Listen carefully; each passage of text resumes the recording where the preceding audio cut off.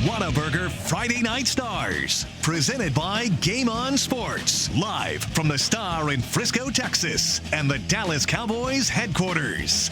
Here's Kyle Yeomans, Zach Wolchuk, Eric Chiafalo, and Heckma Harrison. We would be a little bit remiss if we don't address what is the catch of the year in high school football to start the show. Do your best OBJ impression, Mr. Davis. My goodness, what a catch this was. Dallas Skyline last night.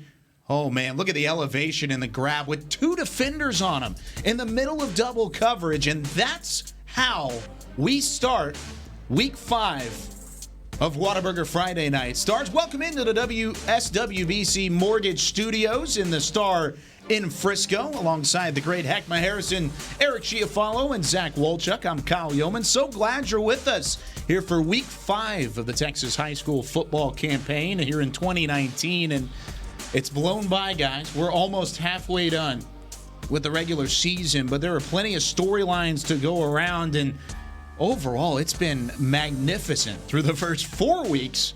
I can't wait for the next 3 or 4 months of this. It's crazy we're already a month in, though.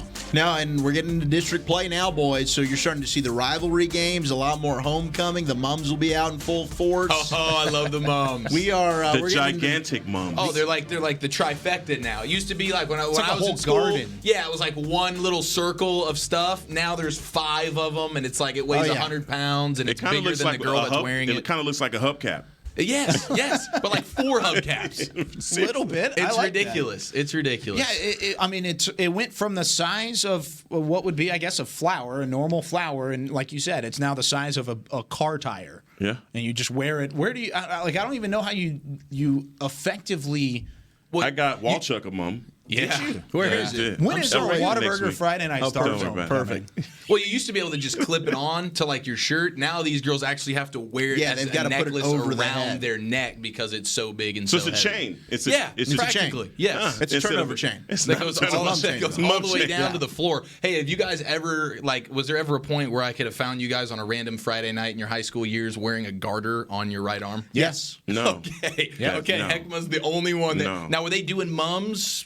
Were they doing the mum stuff? I went to Lincoln High School, so we mummed it a little differently. I like that. I wish I would have gone there then because, I was the same way. Saved us a lot of money. Save us a lot of money. Save us a lot of, just looking like a schmuck with a bunch of flowers on your right arm. I never really got the garter thing. I didn't understand it either. I didn't either, but I had to wear it. But you did it. I'm bringing it. I did. Oh, you're darn right I did it. If I didn't, it wouldn't have been worth it, my friend. No kiss goodnight for Wolchuk. Yeah, it would not have been worth it. I'm a little sad that you didn't get the garter thing because I was going to bring you a garter next week for Whataburger Friday Night Stars. Yeah, I'll wear it. I'm a man of my word. I'll put it on. We should all just bring each other a garter and a mum. Let's just bring each other mums or garters next week and deck them out in like Whataburger colors and put like one of the little tints on there or something. You feel passionately about this. Okay, we're getting words from him. I didn't hear that because Chris Beam was in my ear and he said it was a boutonniere. What is a boutonniere? Yeah, boutonniere. Is that another word for it? I think the. Thank you, Chris. Okay, the garter that's what I know what a garter is. They are called garters. I'm not married.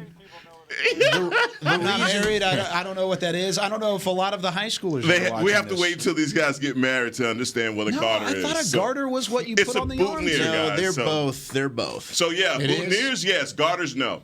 Okay, gotcha. There you go. I'm going to take the experience from Heckma Harrison. Hey, man, you got to have one of these to know about it. That'll be a while for all. Oh, yeah. Trust me. Okay, moving on to Thursday finals. We had a lot of games around the DFW area this week. Just a lot of close games, but there were a lot of games overall that didn't necessarily go to plan for a couple squads. We'll get into some of the blowouts later, but one game that did end up being a blowout, but was definitely entertaining early on. Joshua Price was at this later. We'll look up here on our tag board. The student section at Euless Trinity last night, as always, I mean, I'm pretty sure that they always are pretty live, but look how packed that place was. Oh, that's nothing, man. That's nothing? They talk about school spirit. They bring it. They bring it at Euless Trinity. Their pep rallies. Oh, yeah, their pep rallies are incredible. We showed a couple of those last year. We did. We but that student section was alive and popping. Yeah, it was. It legitimate. certainly was. And he even texted me last night. Josh did, and he goes. Shout out to Josh Price, man. That kid's doing a good job for us. He's putting in work. He is putting in work. He's going to be out at a Frisco Lone Stars ball game tonight against Little Elm. Lucky So him. he's going to be across the tollway from us, but he's going to have a good game. So we'll check up with Joshua Price a little bit later. He was last night out at Trinity and LD Bell. Trinity, in Trinity fashion, taking down LD Bell in our first Thursday final of this week. 42-7, the final score, over 495 yards total. Anybody want to take a guess on the rushing yards without looking down at your sheets? 387. That's pretty good, because that's exactly what it ended up being. You're kidding me. Yeah, Wow. look, it's up on the graphic. Oh, leave it to Eric to spoil the fun. There it is. He's so smart. But the Without point looking is, down at your notes, 387 on the dot. I didn't look at my notes. I just looked at the graphic. Thank I you, left Chris. out the There's a decimal, though. loophole. It's actually 0.2. well, there is the point to it, and the point to it is the fact that it's a typical Trinity stat line. Ton of rushing yards. You don't throw the ball a lot, and they just out-muscled LD Bell from the get-go. Yeah, a ton of first downs as well, and that's a Trinity offense that had 2 turnovers, and it still didn't matter. They put a whooping on LD Bell, and they had 5 guys score touchdowns. 5 different players score touchdowns. That's pretty good balance. A lot of guys that ran the ball for 50 or more yards, and they really took control, especially in the second half. You see Trinity do that a lot. This team, they grind out games, and by the time you get to that third, fourth quarter, that defense is usually pretty worn out. That's exactly what happened to LD Bell last night. Their offense just really couldn't get much going, and on the other side, Trinity just ran the ball tremendously, and like I said, 5 different guys scoring touchdowns. They handed the ball off to plenty of different dudes, and you can just see Trinity, they're starting to hit their stride right now. You know, like coming into the season, we had some question marks about them, a lot of new guys coming on this Trinity team, and they're just they're really hitting their stride as they go into the season, and it's perfect time because we're in district play. And the one guy that we did know that would be good is A.J. Barnett. Yep. And the beauty of it is, with 5 different players scoring touchdowns, they're able to kind of conserve A.J. Barnett because they're going to need him to probably be their workhorse back when they get into some more meaningful games, especially into the postseason. What impressed me was they had over 100 passing yards and a touchdown through the air. That's crazy. Can you believe that? The Trinity Trojans. Is that a school record? Probably 9 so. for I wouldn't be 11. surprised. It's definitely a season high. For sure. How about Marcus Irvin getting it done with the passing game there for the Trojans? Yeah, can't say enough about Marcus Irvin, man. But the thing is their overcommitment to the run. You know, they, like you said, they bludgeon teams, and I don't know. And now we're saying they have a balanced offense because they had 100 yards passing. No, I mean balance. I just mean balance in terms of the spreading of the wealth. Yeah, there having you 5 go. different guys over But the 50 fact that yards they rushing. passed for 100 yards, I think That's a new phenomenon. Usually That's it's about not them. 27 yards. Yeah. Maybe a pass or 2 through the game. But Euless Trinity knows exactly what they're going to do. They're going to make the games long, slow, and hard for their opponents, and that's how they win most of their football games. Defensively, not enough is said about what they do. I mean, they're pitching shutouts. You're talking about 100, not less than 100-yard rusher over the last. I think they've only had 1 in the last 4 weeks, and so that says a lot about what they're doing, but also says a lot about their commitment to running the ball. Yeah, and really the big thing is right now, Trinity currently at 4-0. Or are they 5-0? I can't remember. It's 4-0. 4-0, I believe, yes. So 4-0 going into week 6 of the season. I mean, and they've played stout competition. Is this a Trinity team that you have to legitimately think about whenever you look at the 6A ranks? I know District 3 6A is on high alert because they're probably one of the top, or if not the favorite in that district. But is this a 6A squad that we should be keeping a close eye on come playoff time? Yeah, I think they're always a team that can go a few rounds deep in the postseason. I don't know that I'd put them ahead of some of the other elite teams like the Allens, the Geyer this year. I think Geyer's been very impressive. You look at some of those other big name schools, the Duncanvilles, even DeSoto's looking really good. But Trinity is one of those dogs, man. They are not going to beat themselves a whole lot. The fact they had 2 turnovers yesterday and still won 42-7, that's kind of their bread and butter. They're going to slow down the game. They're going to make it ugly. They're going to ground and pound, and they won't beat themselves. And they'll capitalize off of your mistakes. So I just wonder when they get up against the elite offenses like the South Lake Carrolls of the world, let's say in the second or third round of the playoffs, then we'll see. You know, they get into a game where they've got to put up some points in a hurry. They actually have to throw. that's when we've seen Trinity get bounced in the recent years. Yeah, that's literally the thing that you have to look for is that balance. Literally on offense, they're going to have to prove that they can get the ball up the field versus some of the better defenses. And so, guys, they're just going to load the box versus Euless Trinity. Exactly. And that's the only way that your commitment to stopping the run versus them has to be foremost, first, second, and third plan. Right. And so they're going to be able to put up points. You're not going to hold them scoreless. You have to have that Duncanville style of a defense to do that. But looking at them pushing deep into the playoffs, that's a tough question. They're going to have to start to show at some point doing some of these games, which I believe that's what they did in this game with having Marcus Irvin throw for 100 yards. We're making light of it, but it's still the coach has to be saying to himself, we got to get this passing attack on board. Yeah, you just can't be one-dimensional. Once you get into the playoffs and you get up against these good teams that can score quickly, that have really good defenses that force you to try to throw, right. And especially these teams that if you get up early on Trinity, you start to feel really good about that because now if you got Trinity playing catch-up early on in a game, that is not a formula for success for them. So the fact that they're one-dimensional is usually the thing that ends up being their Achilles heel unless the handful of Trinity teams that are just so good at what they do that it just doesn't matter. I don't think this is a Trinity team that is so dominant from a personnel perspective that they can overcome the fact that their margin for error is really, really small.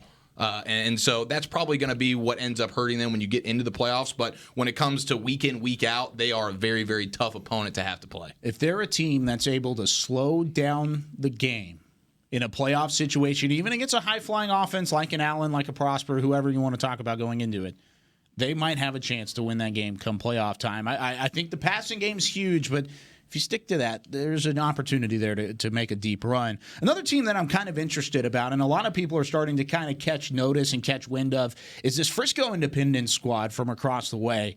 They last night taking on a subpar Frisco Liberty squad, but still very impressive. Almost 600 yards of total offense in that 61-7 beatdown over the Red Hawks. But overall, this is an Independence squad that is starting to get onto the radar a little bit throughout the DFW area. Coach Story and company doing a magnificent job there. And, well, they've got a pretty tough test coming up on October 10th against Frisco Lone Star. But this is an Independent squad last night just taking care of business. No question. The Knights are a good team. And Braylon Braxton is one of the more underrated quarterbacks in the area for sure. Every time we look him up, this guy's putting up crazy stats. Last night, another 5 touchdowns. I think Independence got up with like 54-0 before Frisco Centennial even put up a point in this one, or Liberty, excuse me. So for Independence, they had 2 100-yard rushers in this game. They were able to do whatever they wanted on offense. When you put up nearly 600 yards, the passing game was going crazy, the running game was going nuts. Liberty, unfortunately, had no answer for this Knights offense. I can't wait to see them play against Lone Star.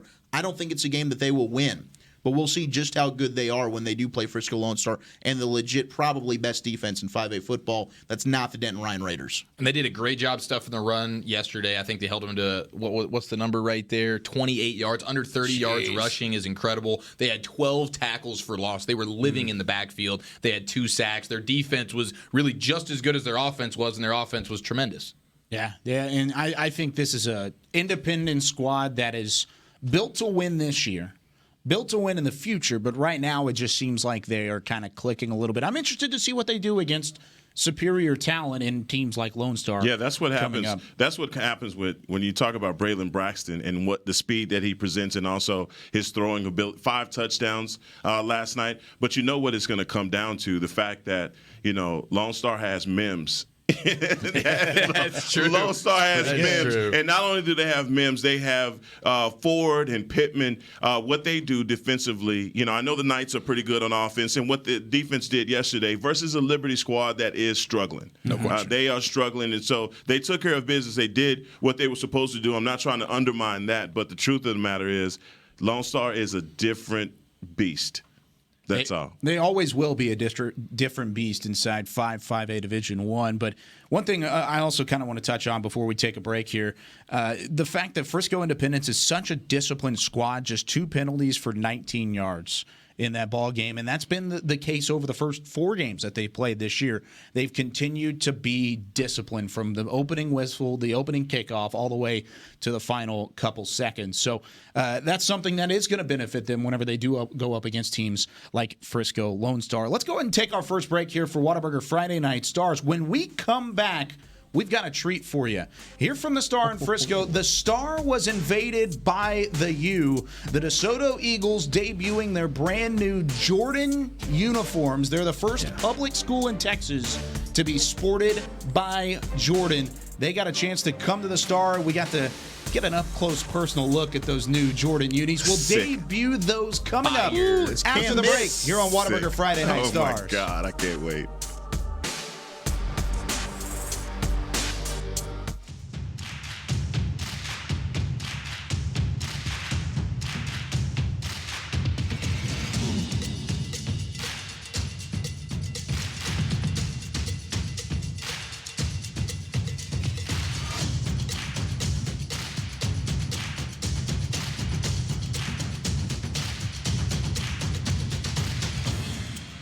Gear up for Back to Sport at Academy Sports and Outdoors.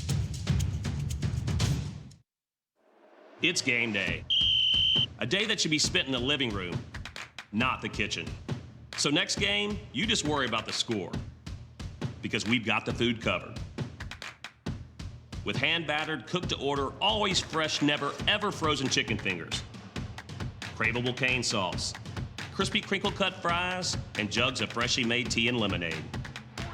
Raising Cane's Chicken Fingers, one love. Go Cowboys! It's in all of us, and we won't hold it back. Not one little bit. Nope, we embrace it, letting it fuel our passions, pushing us deeper than we thought possible and keeping us curious. It's what sets us apart from the herd. It's how we come up with the ideas that make people say, why didn't I think of that? See, when you nurture the creativity and passion that's in all of us, you'll learn nothing is out of reach.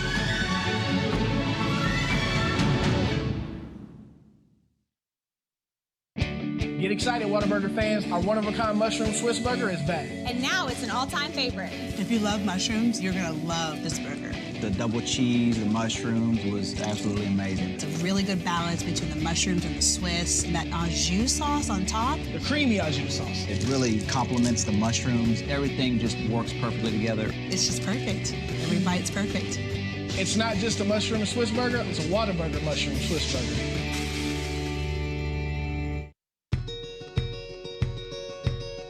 Hey, I'm Jack. We started SeatGeek because we want fans to have a better, more transparent ticket buying experience. With SeatGeek, you can see the best deals and buy tickets, all with a price match guarantee. The only thing we can't guarantee is that your team will win. So use the code TICKETS20 at checkout for $20 off your first order.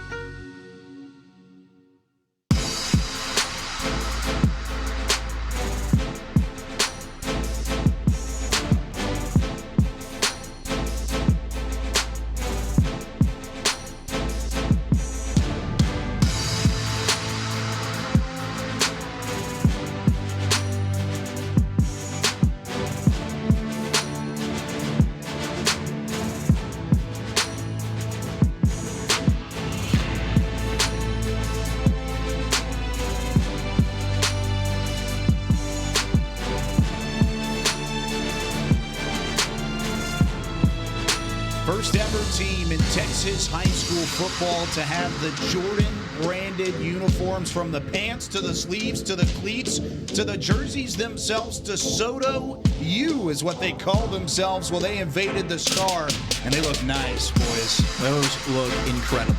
They got the Jordan cleats, too. That is incredible. Shout out to you, Kyle. Matt Kent doing excellent work there. Chris Beam, of course, as well. Heck was the one that set it up, Heck, which is the crazy You don't thing. expect him to give any credit. Yeah, he's.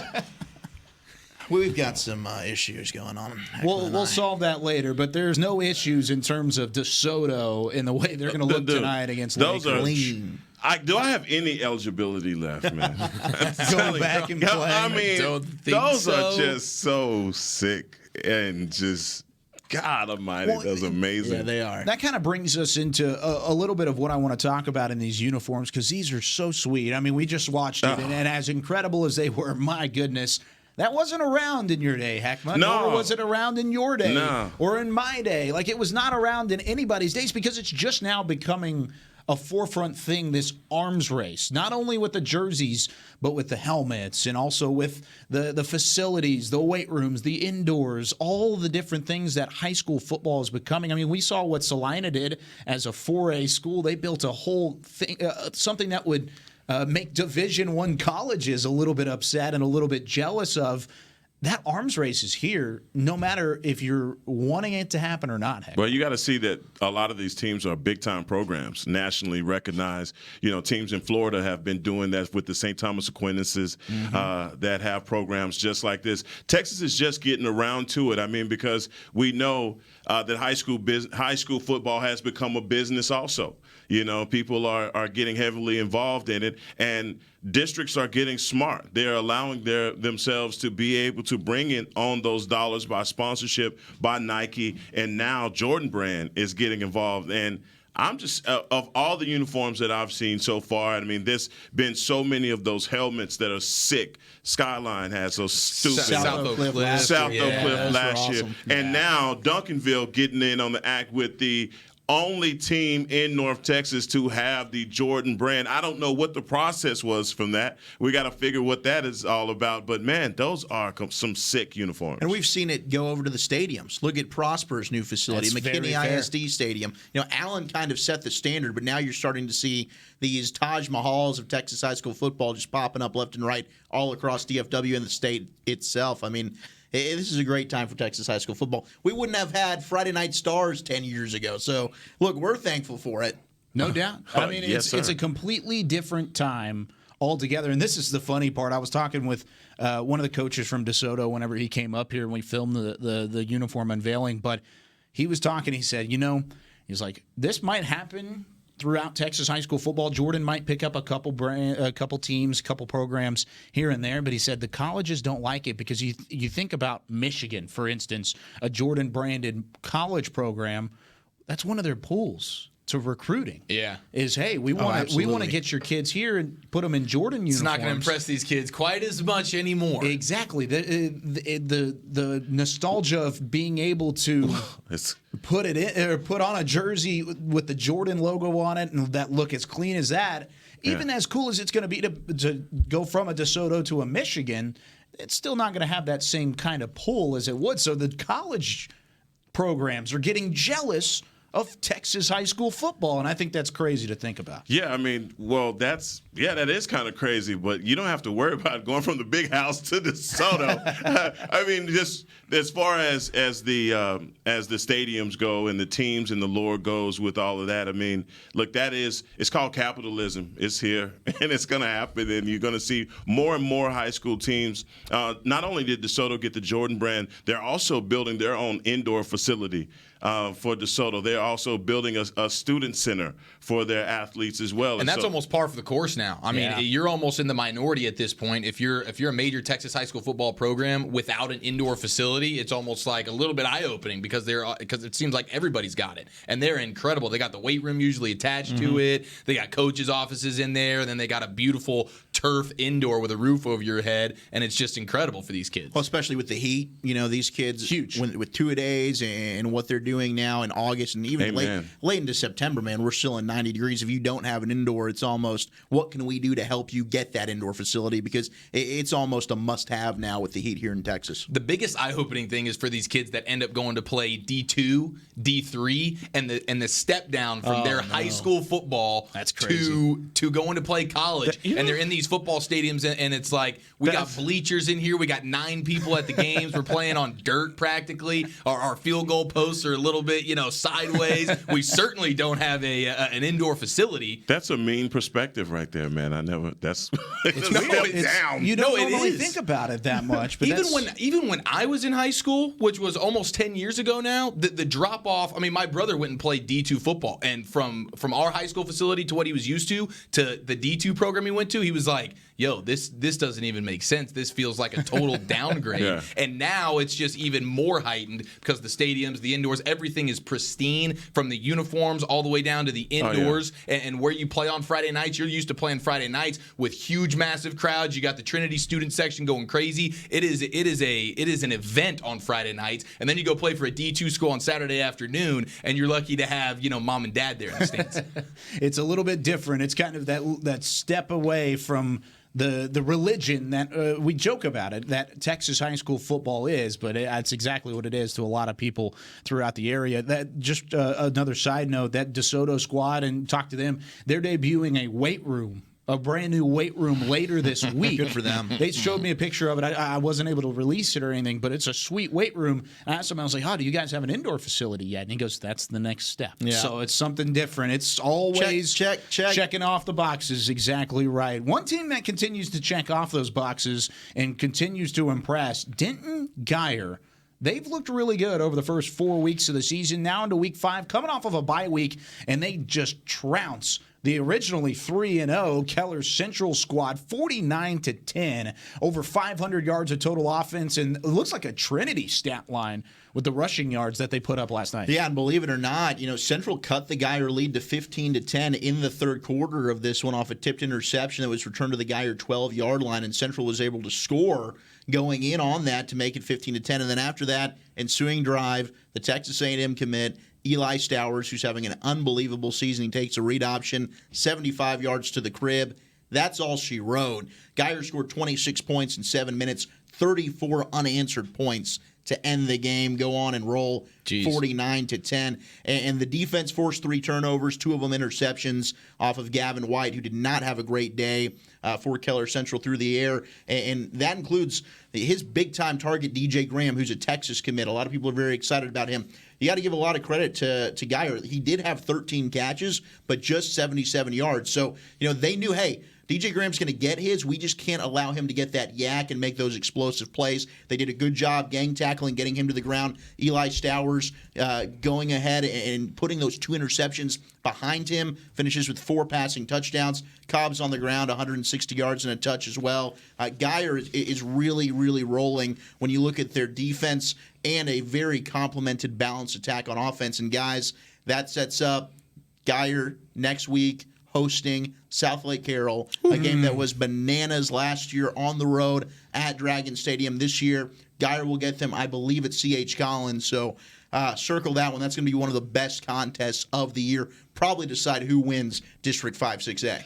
Now, I was nervous looking at this game last night online when it was just 15-10. I'm like, what's going on? Is Keller is it going to be an upset alert? And Keller Central's not a bad squad. Not at all. Not at all. But the one thing that I've been high on Geyer. You haven't, rightly so, though. And you're someone that put me down with it, so I got to give you some credit there. You've definitely put those guys on the radar for me. But Eli Stower is one of the guys that's a part of this team that I'm really impressed with. He knows what he's doing out there. He's running this.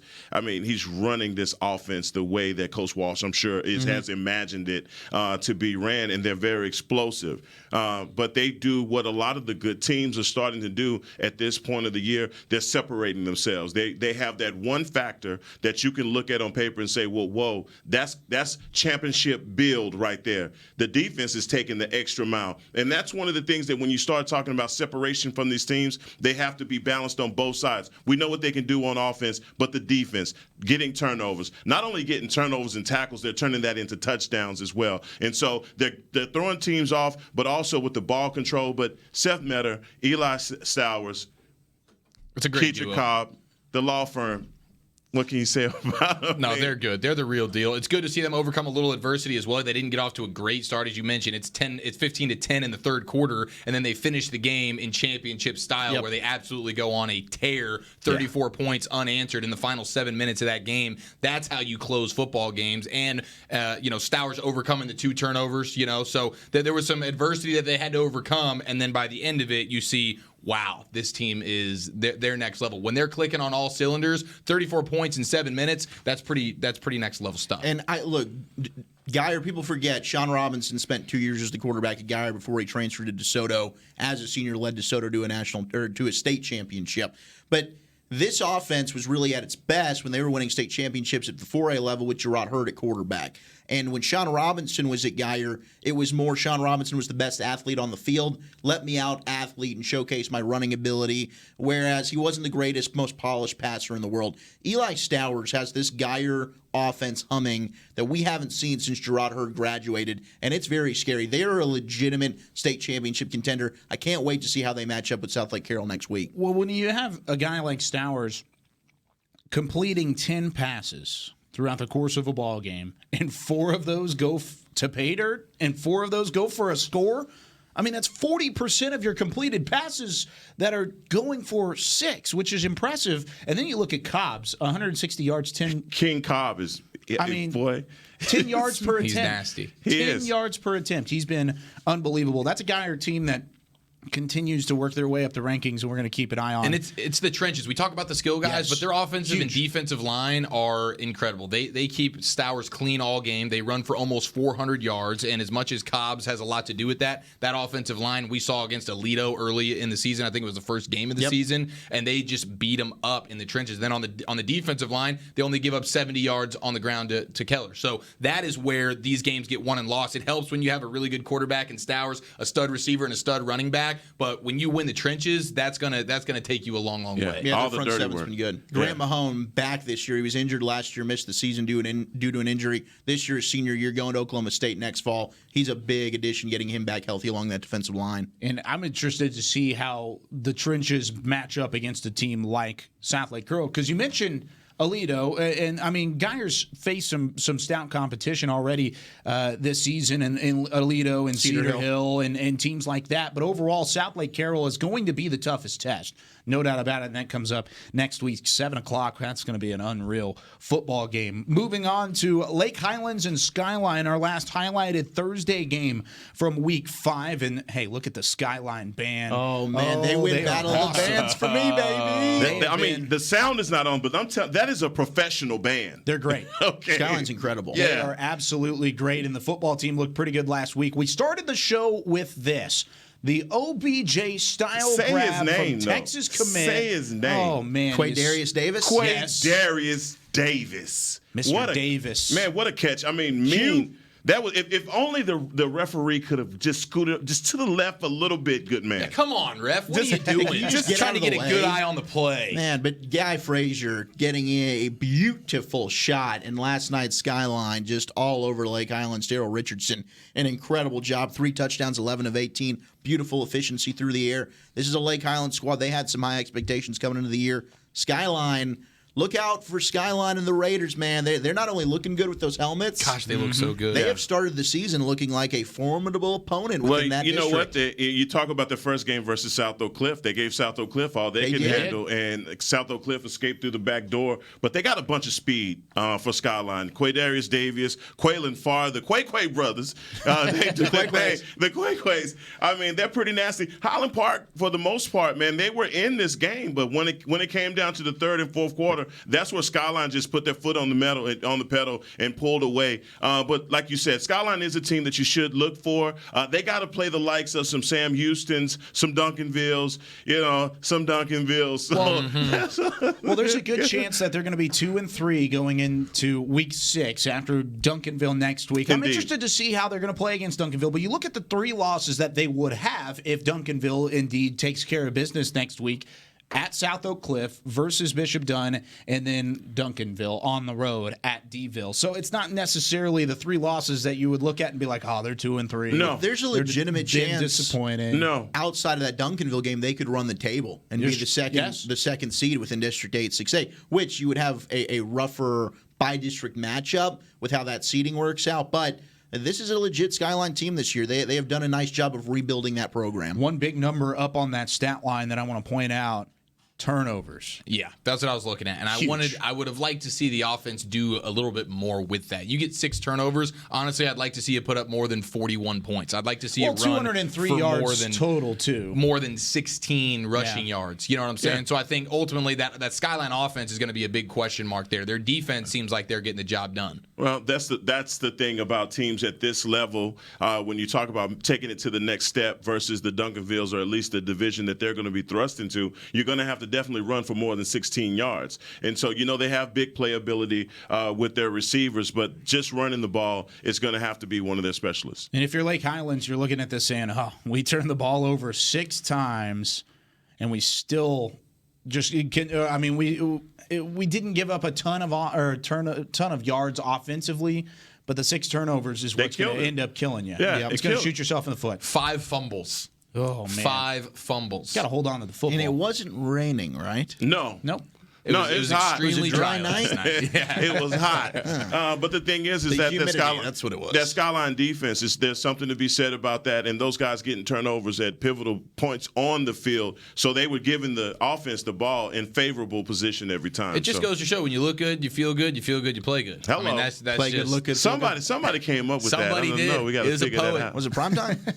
May have been. I think it was primetime. It definitely was. Nah, that's okay. Primetime's Mr. liked Look Good, around these play good. parts. That's right. So that's a whole lot of fun. Okay, well, we're going to take another break here. Before we take a break, I'm getting ahead of myself a little bit. Let's go look at the rest of the scores from Thursday night because like we talked about earlier, games. there was a lot of games total. There was just a big number. The games up at the top not necessarily what I would call a quote unquote good game.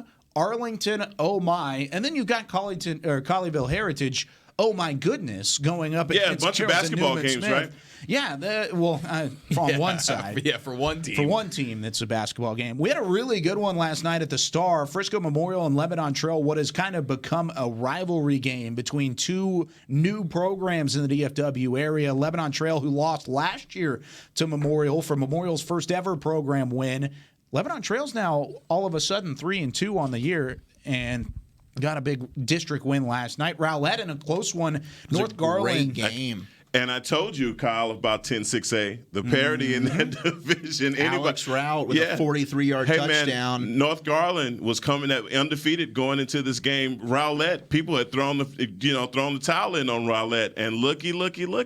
Well, under 2 minutes, North Garland goes right down the field. They miss a field goal to try and win it. So that was when they came down to the wire. And how about Frisco Centennial giving the Colony all they could handle? Walchuk sleeper team. Hey, the Colony's my darling this year. And E.J. Smith. He had a big game. He is back. 3 touchdowns for Jesuit to lead them past McKinney He had a Boyd. $144 on the ground as well as he looked really good. Northwest Eaton. And then a Wiley squad that has kind of started to surprise some people over the last couple of weeks. They had that big win over Red Oak to start their district play. And Saxe. Huge win over Saxe. Oak. I thought that was the most impressive victory last week. Yeah, so Wiley looking pretty solid as well. 50 points up over Garland last night. Let's go ahead and I just want to show a little bit of love to Walchuk sleeper team. Miles Price, the newest Red Raider from a couple of weeks ago. He committed. He had a 75-yard kickoff return for a touchdown. That was one of 4 scores for him last night. Wow. Getting the job done. Miles over Price 100. is freaky, man. Yeah, he's a freak show. Both sides of the ball, freaky. special teams, all 3 phases. The dude's an animal. Yeah, So just wanted to show him some love. No, Athlete. as you should. Miles Price. They put that ATH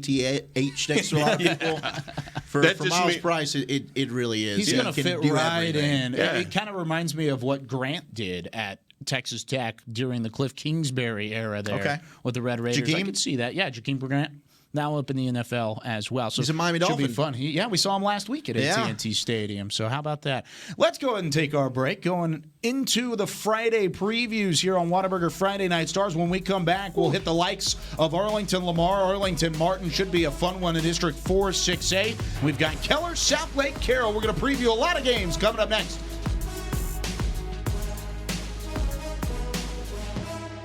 Hi there, this is Dak Prescott. When it comes time to shop for my tailgate favorites, I go to my stores, Albertsons and Tom Thumb, where they offer fresh organics and large assortments of local produce and sell only USDA choice meats. Get 10% off of your groceries every Dallas Cowboy game day when you wear your Cowboy jerseys. Albertsons and Tom Thumb, the winning combination and the official supermarket and pharmacy of the Dallas Cowboys.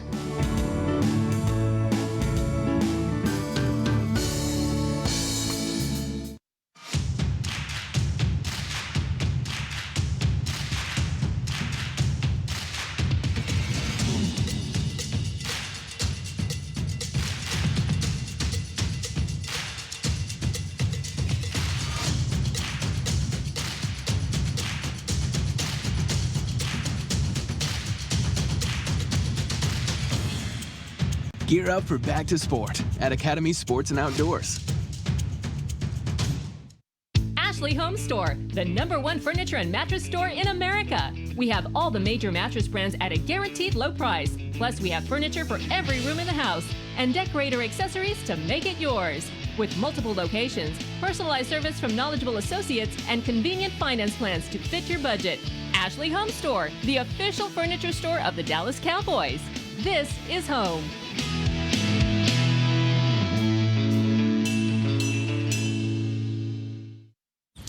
I mean, if you haven't thought about switching to Geico, frankly, you're missing out. The mobile app makes it easy to manage your policy, even way out here. Your marshmallows. Get digital ID cards, emergency roadside service, even follow. Whoa. Oops. That cheeky little thing got away from me. My bad. Geico. It's easy to manage your policy whenever, wherever. Can I trouble you for another marshmallow? Get excited, Whataburger fans. Our one-of-a-kind mushroom Swiss burger is back. And now it's an all-time favorite. If you love mushrooms, you're going to love this burger. The double cheese and mushrooms was absolutely amazing. It's a really good balance between the mushrooms and the Swiss, and that au jus sauce on top. The creamy au jus sauce. It really complements the mushrooms. Everything just works perfectly together. It's just perfect. Every bite's perfect. It's not just a mushroom Swiss burger, it's a Whataburger mushroom Swiss burger.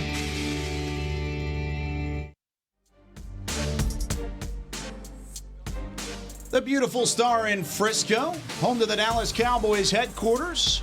Gorgeous from top to bottom here at the Mecca of everything Dallas Cowboys. The Mecca. Love that, man. Yeah, it's pretty solid. It's an incredible building, and it's gorgeous to look at and to work in, truth be told, every Friday night. So, Heckma Harrison, Eric Chiafalo, Zach Wolchuk, here for Whataburger Friday Night Stars. Week 5 of the Texas high school football season. Let's get into some Friday previews, shall we? Starting off with a pretty solid matchup. Arlington Lamar and Arlington when Martin. in doubt, pinky out. Let's go. Anybody with the pinky out here for Arlington Lamar? 3-0 heading into this ball game. Martin coming off of that shootout loss with Rockwall, where they were pretty much dominated early, but clawed their way back late. This was an impressive Martin team to start the year with a couple big-time wins over Lake Travis and Hebron, and then that matchup with Rockwall not going their way. But on the road, now you get back to UTA Maverick Stadium, and you're all of a sudden up with a bitter rival from across the way. Hey, say his name. What's our guy from Austin? Jack Dawson, baby. He survived the Titanic for a second year. Jack Dawson is still steady Eddie for the Vikings. And the Vikings, the sweet unis, man. That blue good. And gold, man. They got one of the sweeter unis in the city. It's sexy. Right? I mean, What'd you say? But that's what I got to tell you, man. Lamar is a dangerous team. These guys play like a good 4x100 track team. A lot of speed, a lot of names on the. Have you clocked those? I kids? haven't clocked them. They don't need to be. They play that. They I play can that just fast. picture Heckma out there at Lamar Look, practice man, with a stopwatch. I'm telling you, my work. guy. I got a few names He only from does you. that at Lincoln. I need you to run that 40, Dawson. Get I'm over telling it. you, here, Jack. Cam Brady, Trayvon West, Caleb Phillips, Tony Williams. Speed all around. They do a lot of different things, gadget plays, misdirections. They pull out every stop that they possibly can. And Trayvon West, another receiver. It seems like if you're a receiver and you're any good in DFW, you're committed to Oklahoma. You better be. Another receiver from the DFW area that's awesome and that's going to be a Sooner. But then, the thing about it is they're very balanced both ways. They're explosive on offense, but they also have a defense that can get some stops, get people off the field. A few names for their defense: Kobe Long and Joey Hartley. Not kin to Mallory, and no relation to Mallory, I guess. She is going to this game. Is she? All right, well, we got to get her with her cousin Joey. She went to Arlington High, I think. Yeah, so she did. You never Arlington know. Colts. It may be actually. Cousins. Now that I'm thinking She's about from that it, area. I think that is actually kin Shut to up, Mallory. no, it is. I'm not. I'm not kidding. You uncovered. Only I would do that, right? Only I would do that. I'm going to see if there's any kin there. Stick around for overtime and we'll know. We'll let you know. Right on. But then, you go over to the other side with Martin, right? So Martin's been playing spoiler for a lot of teams. They beat Austin Lake Travis. Well, at some point, when are you not a spoiler color, and we can just say you're a good football team. Well, look, I mean, they're winning some ugly. After tonight. Okay. But they win. Yeah, exactly. We'll do that. Fair. But at the same time, they've won some ugly games. I still can't get the game versus Hebron out of my head. I don't know how special that teams. Special teams and defense has carried them. Right. So, I mean, you look at the numbers. Statistically, when we do our homework and we find out who's the good teams, the bad team. Martin is just one of those teams that's really been hard for me to gauge. What do they do really well? I'm with you. Overall, I just think they're a good team. They play hard, just like last week versus Rockwall. I mean, a lot of those points that they scored, they were garbage minutes, right? Rockwall had already, turned around and started celebrating with the band, and Martin was still scoring points. But that's her brother. Get out of town. It's her brother. Yeah, it's Harley's brother. Mallory's brother. Stop. Incredible. No kidding. It's a family affair on Friday Night Stars tonight. Is he a star player? So is Harley starting outside linebacker? I got a lot of love for linebackers. We should get some inside information here then. No kidding. Seriously, we got sources. No kidding to Mallory. So if we were to pick Arlington Martin for our pick'ems, are we disowned? Is it? Yeah, probably. Shoot. Unbelievable. That is a talent of mine, by the way. She's got tonight. Unbelievable. Oh, that's awesome. I tell you this, man. If the game is close, I tell you, the Warriors have a field goal kicker in Nick Rodriguez that has not missed throughout the year. Well, that's how they're going to win this game. They want it to be ugly. That's their style. Arlington Martin football, they want this thing to be sloppy, use their defense and special teams to their advantage. Their issue is when they play against the high-flying offense like they did last week against Rockwall, Mundell has yet to proven that he can legitimately be a force through the air. It's a similar issue to Euless Trinity. Built very similarly. They run the ball very well. They've got a quarterback who can run the football with some of the best in the state. They just don't scare you at all with their passing attack. And if all of a sudden Lamar is able to get up quickly by 2 or 3 scores, Martin will be in some trouble. It should be a fun one overall. And it's always fun whenever Rivalry you get games, these baby. rivalries back in action. And actually, it's not even just a rivalry game. It's a crucial District 4 6-8 It's massive because the loser of this game probably finishes as the second seed out of this district, right? Guess who they'll most likely have to play week 1 of the playoffs? We've already talked about them. DeSoto. No. I mean, Trinity. Ooh. Yeah. You don't want to finish there. Yeah, you don't want to be the second this seed. game goes a long way. I know it's early on in district play, but at the end of the year, it's going to have huge ramifications towards seeding and who wins the district. That's really big time. overall. That's huge to look at. I can't believe I did that, man. I forgot about it too, but once you said it, I kind of had to think about it. What a storyline heading into tonight's game. Well, maybe she'll do an interview of her brother if they win. That'd be awesome. That'd be really cool. That'd be pretty neat. Bishop Dunn against Fort Worth All Saints. Is it Dunn or is it Dune? It's Dunn. Are we sure about that? I'm absolutely sure.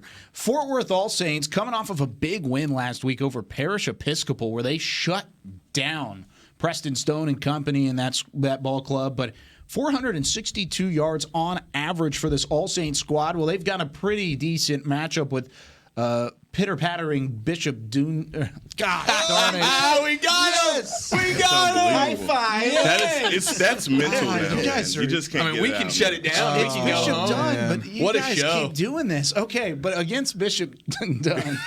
Get it You down. guys take it away. Oh, Bishop Dunn, the reigning Tabs Eric, Division tell One me about champs. those linebackers, those stud linebackers for Dunn. Oh, Dunn's got it. We know Brennan Dunn packs Scott, the defense. Josh Emmanuel, beasts, baby. They are absolute beasts. They're going to need to step up tonight in a big way because Fort Worth All Saints, this team 3-0, they've played great. They get the huge win last week against Parrish, and it came down to the wire. Quarterback Hamp Fay, he's a dual threat guy. He had the game-winning touchdown run last week, but he's one of the better passers in the area. 10 touchdowns through the air, completing 70% of his passes, almost 1,000 yards through the air, and only 1 interception. 10 touchdowns, 1 interception, and you get it done on the ground as well. Hamp Fay is a guy to keep that name in the back of your head because he's an absolute How can you baller. forget it? Yeah, no, how can you? Hamp Fay. Hamp I mean, what a Fay. name. I absolutely love it.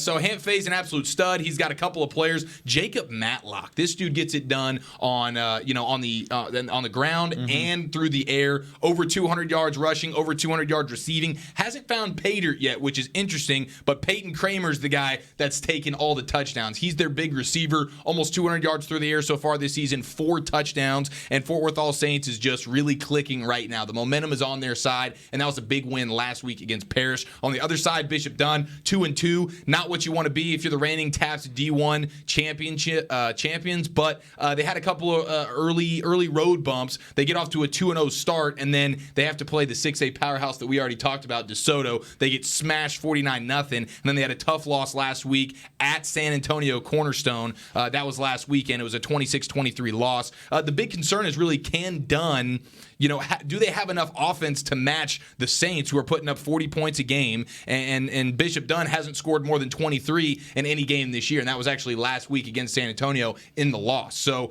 Dunn really needs this win because they have tough matchups coming up. They got to play Parrish. They still got to play Lynch. They still got to play Prestonwood. So I think the big thing for me is, does Dunn have enough on offense? My answer would be no to that. Yeah. Last year they dominated this game 52-7, but it is a new bunch here for Fort Worth All Saints, and it's led by that quarterback, Ham Fay. Yeah, and Dunn needs a running back. Right now Simeon Evans is their offense. I think he's their leading rusher, and he also plays quarterback for them. They need somebody else in that backfield to step up and take some pressure off their junior signal caller. Well, and you said it, Eric. You said, hey, does Dunn have enough here to be able, on offense, to be able to keep up with All Saints compared to what All Saints did last week to Parrish? Yeah, that answer would definitely be no. Parrish was, at least going into the season, heralded as the top offense in the private ranks almost. Yep. And what they've been able to do against teams like Trinity Christian, Cedar Hill, and some other top-notch defenses. But the fact that All Saints came out on top and shut down Parrish the way they did, I think this offense I got an opportunity is going to have a rough time. I got an opportunity to see that game footage for All Saints, and they played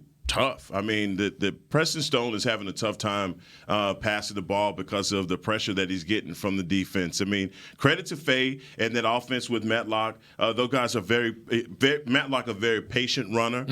He's Mr. Do-It-All for them. It's surprising also that he doesn't see the end zone more often. But really, what All Saints is doing is they're playing solid defense, and they're relying on their running game and not making a bunch of mistakes. But I think it says more about Parrish Episcopal and just the struggle that they're having early at the offensive line. That's what's creating the problems, because Preston Stone is a winner. The kid can throw the ball anywhere. We saw it on a national scale on ESPN early in the season when he went toe-to-toe with, I can't even remember who it was they were playing now. Cedar Hill.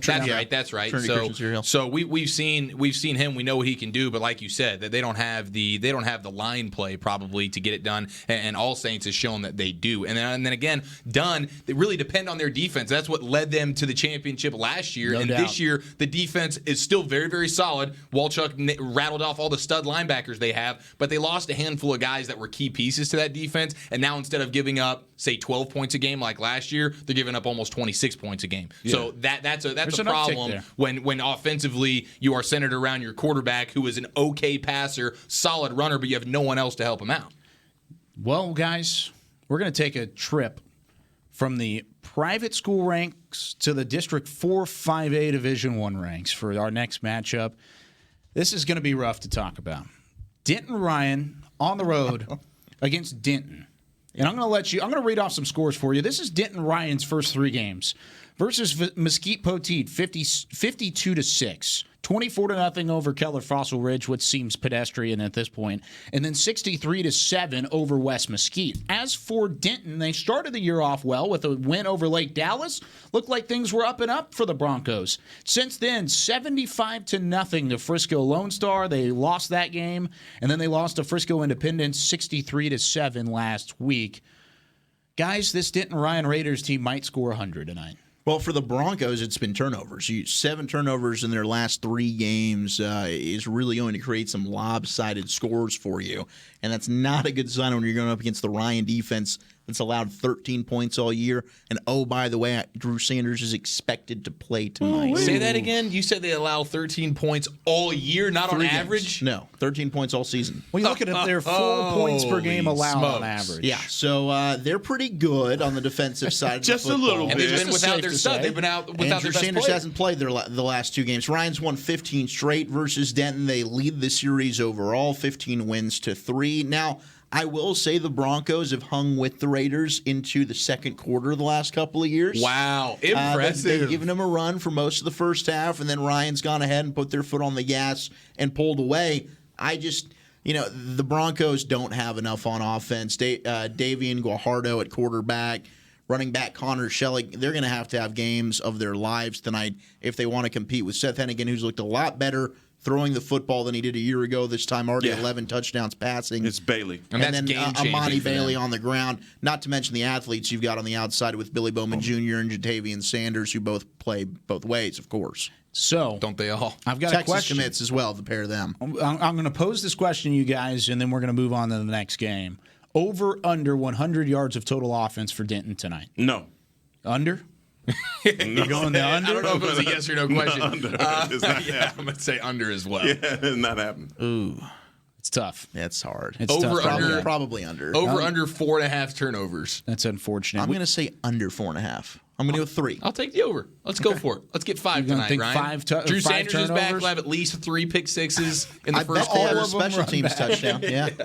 That's going to be an interesting game to just kind of keep an eye on. That's actually the Texas 21 game of the week this week. Well, hey, it's a rivalry game. And both coaches, Billy Miller and Dave Hennigan, they've stressed all week to their clubs. Anything can happen in a rivalry game. Sure, Coach Hennigan. You never know. Way to coach him up, Coach Hennigan's having a broad perspective here. Sorry to all of our viewers who Way are to put watching down from the Denton Broncos, man. Come on. We're just tell they're like going to it win is. some I don't games know. this year. They're going to win some games. This but isn't gonna be the I don't one, know though. if that's going to be one of the games Probably they're going to not. win. We've got a game tonight, another rivalry here from the Star in Frisco at the Ford Center across the way. Frisco on the road, quote unquote, against Frisco Reedy. It's another Reedy home game at the Ford Center. This is a squad, of course, last year's Division or District 7 5A Division 2 district champions, rather. On the other side, a Frisco team that is continuing to impress and just having a total revamped year on the offensive side of the football. And a big part of that has been that receiving core led by Chase Lowry and what he's been able to do. 4 catches last week for 162 yards and 2 touchdowns. On 4 receptions. He's been brilliant. 462 yards, 6 touchdowns. He's averaging 31 yards per catch. That's unreal. This year, he's a big play guy. 4 on average in just 1 week. And we talked about, Heckma, you dropped the big 3 of Geyer when you look at Stowers, Cobbs, and Seth Metter at receiver. Well, Frisco's got a nice big 3 of their own with Kari Green at quarterback, Bryson Clements at running back, who's got 520 yards and 7 touchdowns. They're doing it there for Frisco, but Reedy is finally figuring themselves out on offense with Jalen Kitna now getting comfortable at quarterback as the season's progressed. 521 yards, 5 touchdowns. He's also got 3 rushing touchdowns as well for Frisco Reedy. So this should be a fun one. Last year, it was Reedy's year. They went undefeated. Year before, Frisco was the undefeated team from this district. So who wants it more here in this 7-5A Division II district clash? Yeah, we got an opportunity to see those guys last week in a tough game. Started fast and athletic. Started off tough, but Frisco, the Raccoons, man, they play some good, tough defenses, a lot of hard hitting out there. But on offense, like you said, Lowry, man, he ain't holding any punch. He ain't holding no punches, man. He is definitely their big play guy. But and he's a talker too. Yeah, he is. Yeah. He's chippy out there. Yeah, he is. But Kyrie Green, that's another team, man, that has like 4x100. That's how much speed they're playing with. But they're playing a conventional run-pass offense like everyone else. But they get their guys out in space and they do some really good things in the passing game. But Reedy with Kitna, we saw him 2 weeks. Well, you guys were jury duty that week. Kitna, a guy that throws a really good ball. A lot of people have Reedy to win this game. I thought was surprising. That is surprising to me. But that's one of our pick'ems, isn't it? It is. We'll talk about that later. So you can't spoil that. You can't spoil that. Oh, then I'll keep the next thoughts to myself. I'll wait till we get back farther. I'm not going to give away mine. That's okay. We're going to take a quick break here on Whataburger Friday Night Stars. When we come back, we'll go into hour number 2. We got cheaters all around here from the Star in Frisco. Is South Lake Carroll on upset alert? We're going to preview that game. They've got a matchup with Keller and the Indians when we come back here on Whataburger Friday Night Stars.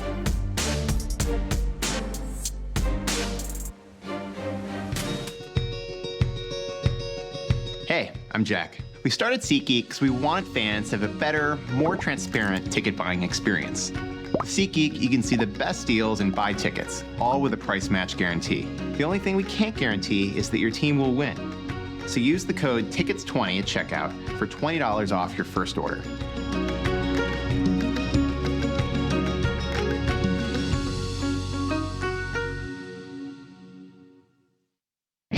Get excited, Whataburger fans. Our one-of-a-kind mushroom Swiss burger is back. And now it's an all-time favorite. If you love mushrooms, you're gonna love this burger. The double cheese, the mushrooms was absolutely amazing. It's a really good balance between the mushrooms and the Swiss, and that au jus sauce on top. The creamy au jus sauce. It really complements the mushrooms. Everything just works perfectly together. It's just perfect. Every bite's perfect. It's not just a mushroom Swiss burger, it's a Whataburger mushroom Swiss burger.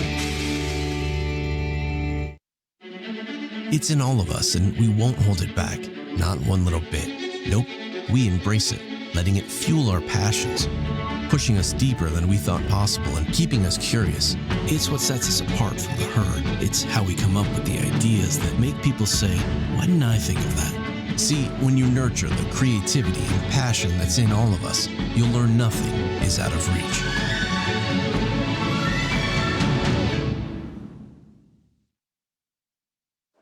It's game day. A day that should be spent in the living room, not the kitchen. So next game, you just worry about the score. Because we've got the food covered. With hand-battered, cooked-to-order, always fresh, never, ever frozen chicken fingers. Craveable cane sauce.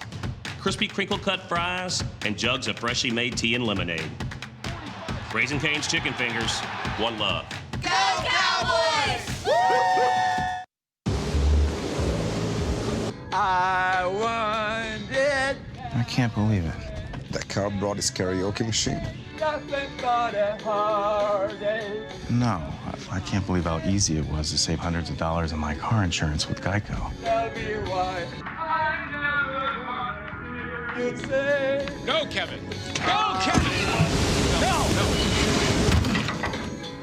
Believe it, Geico could save you 15% or more on car insurance. From the Star in Frisco, Texas, the hallways outside of our studio.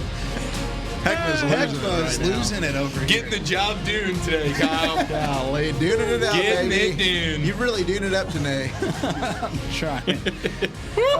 I'm just trying to make Just it proud through. of you. Now let's have some That's water all. and tease these next games for us, shall we? Sounds good.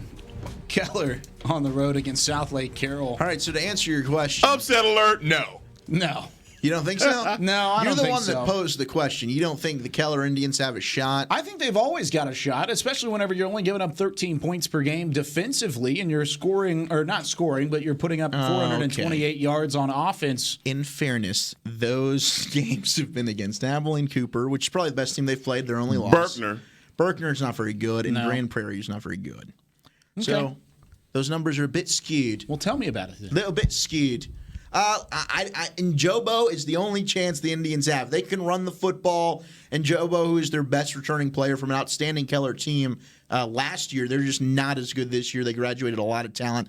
I just don't see them being able to hang out with Ewers and the talent of the South Lake Carroll offense. And look, we saw week 1 against South Grand Prairie, which is a much better defense than the Dragons will be playing tonight against the Indians, putting up 35 points against the South Grand Prairie team that just spanked Lake Ridge a week ago. I mean, that was a big-time victory. And then to hold Heritage to 9 points, Permian to 7 points, their defense is also really, really sound. Maybe the biggest improvement from last year's Carroll team is their defense this year.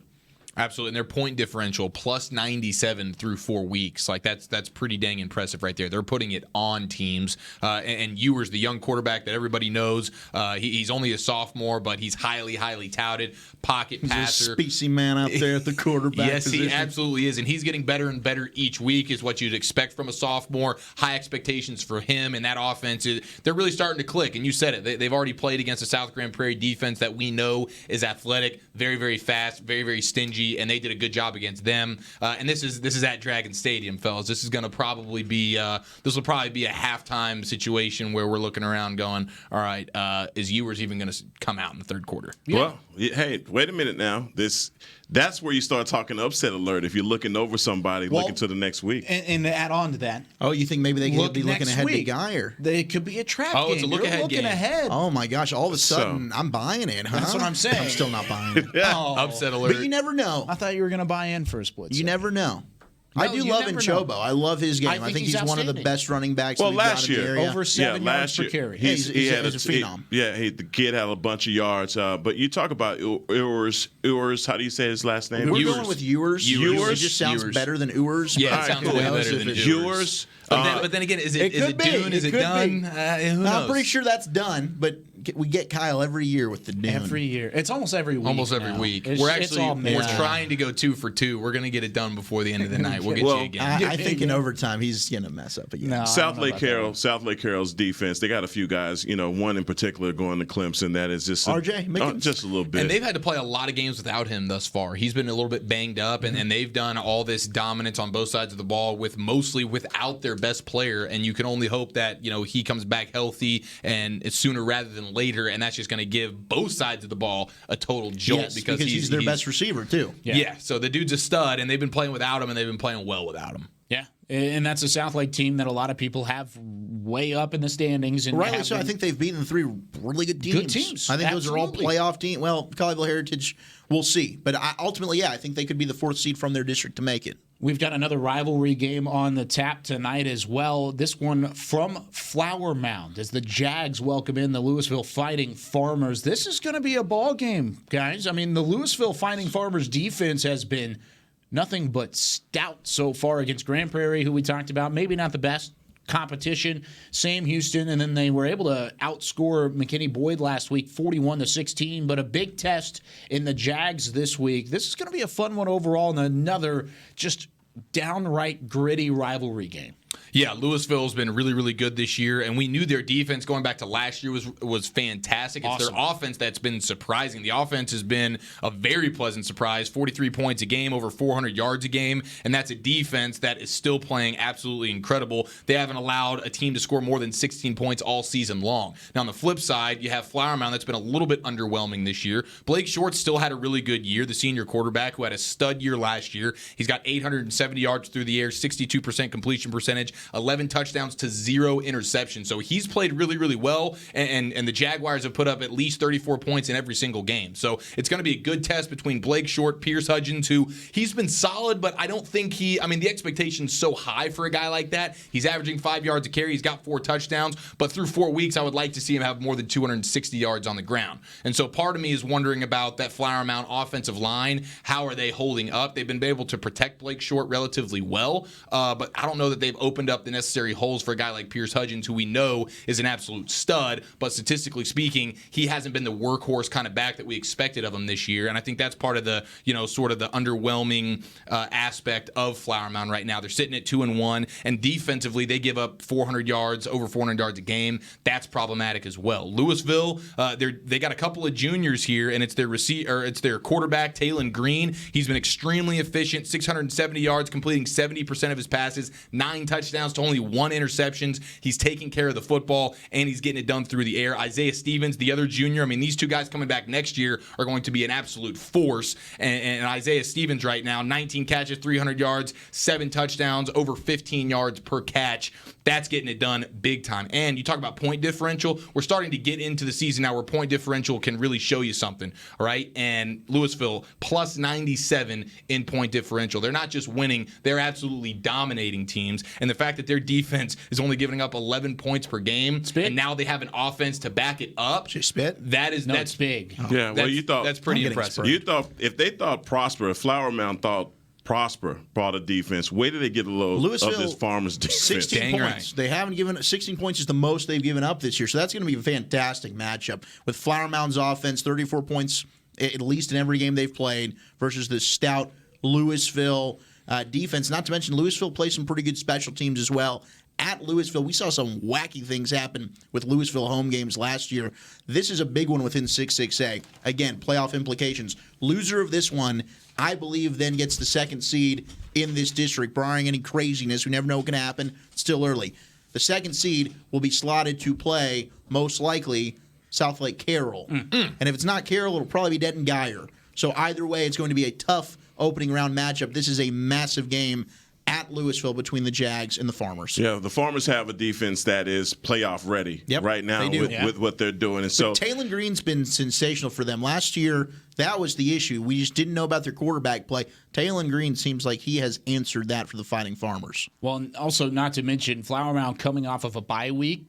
Chance to prepare for this Louisville defense. Big bad loss to Prosper. Too. Yeah. So they've been ready to get that bad taste out of their mouths now for 2 weeks. This is going to be a fun game, and having it at home helps out as well. I know Another Louisville, pick'em game. A Louisville squad that travels very well from a student section standpoint. That's going to be a packed house in Flower Mound and should be fun from the get-go. I believe we have somebody out there today. I'll let you know who that is here in just a moment. Little Elm on the road at Frisco Lone Star. We've got a guy out there as well. Joshua Price is going to be at that ball game, and he's got a good one on tap as well. The number 1 Frisco Lone Star Rangers are in action for the first time since their big win over Highland Park a couple weeks ago. They had the bye week, and now they get a chance to prepare for district rival in the Lobos of Little Elm. Any chance for Little Elm here to keep it a ball game? Not even just straight up win, but to keep it close. I'm glad you said that. I'm glad you said just to keep it close, just to hang in there. Because is there a chance that they can hang in there? Absolutely. Is there a chance they can win this game with Lone Star being at home? Absolutely no chance. They've got one of the best players in the area at corner, Ryan Watts. So that's a lockdown matchup. Probably one of the best corners Marvin Mims is going to have to face all year long. Watts, big 6'4" frame. Let's see if he can take Marvin Mims out of this game. We saw last year when Mims was down, Lone Star offense really struggled to produce anything. If Ryan Watts can shut down Marvin Mims, Little Elm might have a shot. Yeah, the problem with Watts is that he plays on both sides of the ball. You know, not only is he there, and we've seen that being the Achilles heel for Ryan, right? When and you have those stud athletes, and that's the thing. But the other thing to look at is the fact that Little Elm also has a great defense as well. Like you said, Watts is one of their main guys. That is their shutdown corner. He has his work cut out for him. But also Tyrese Poe and Robert Craig, defensive end and linebacker. Those guys are very tough. But we got to give a little credit to Lone Star. They've cooled off a little bit after the Highland Park win, but it was an impressive win. It's worth noting the fact that they're playing some really tough defense. That is, they're 30 points allowed so far.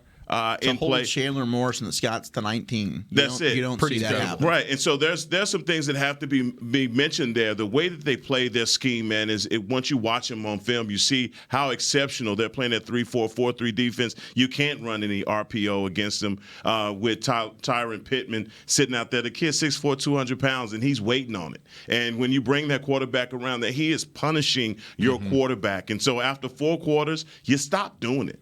The Little Elm offensive line has probably been staying up late all night long in anticipation for this one and that front seven of Lone Star without question. And that's exactly what Lone Star does. They get a lot of guys up the field, and they create that pressure with their pass rush, and they make your quarterback very uncomfortable. They throw you off in all of your passing lanes. They got a guy standing everywhere, and they just got a bunch of dudes, as far as their team, not only the guys the big names that we mentioned like Mims and so forth, but a lot of guys that really play their role well. And I think the difference between Lone Star this year is, last year you said it, when Mims was out of the game, they were in trouble. Struggled. Now they have Garrett, and I always mess up his last name, Rangel. Rangel is an absolute stud, right? This is a different type of quarterback than what they brought to the table over last 1,000 year. yards passed. It's pretty fantastic. Nuts. And when you talk about point differential, Frisco Lone Star is plus 138 this year. That's they crazy. are dominating teams. And on the other side, Little Elm minus 20 in the point differential. So, that is a stat that matters. And Lone Star, they're not just winning, they're winning huge. Yeah.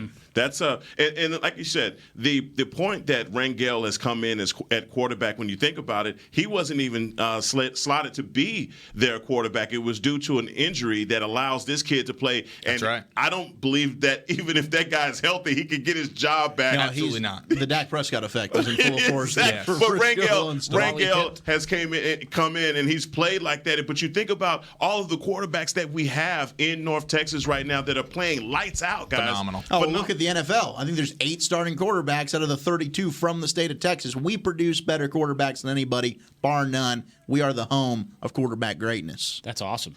I just love putting it out there. Don't you just need to get you going a little bit? It gives you chills a little bit. It's awesome.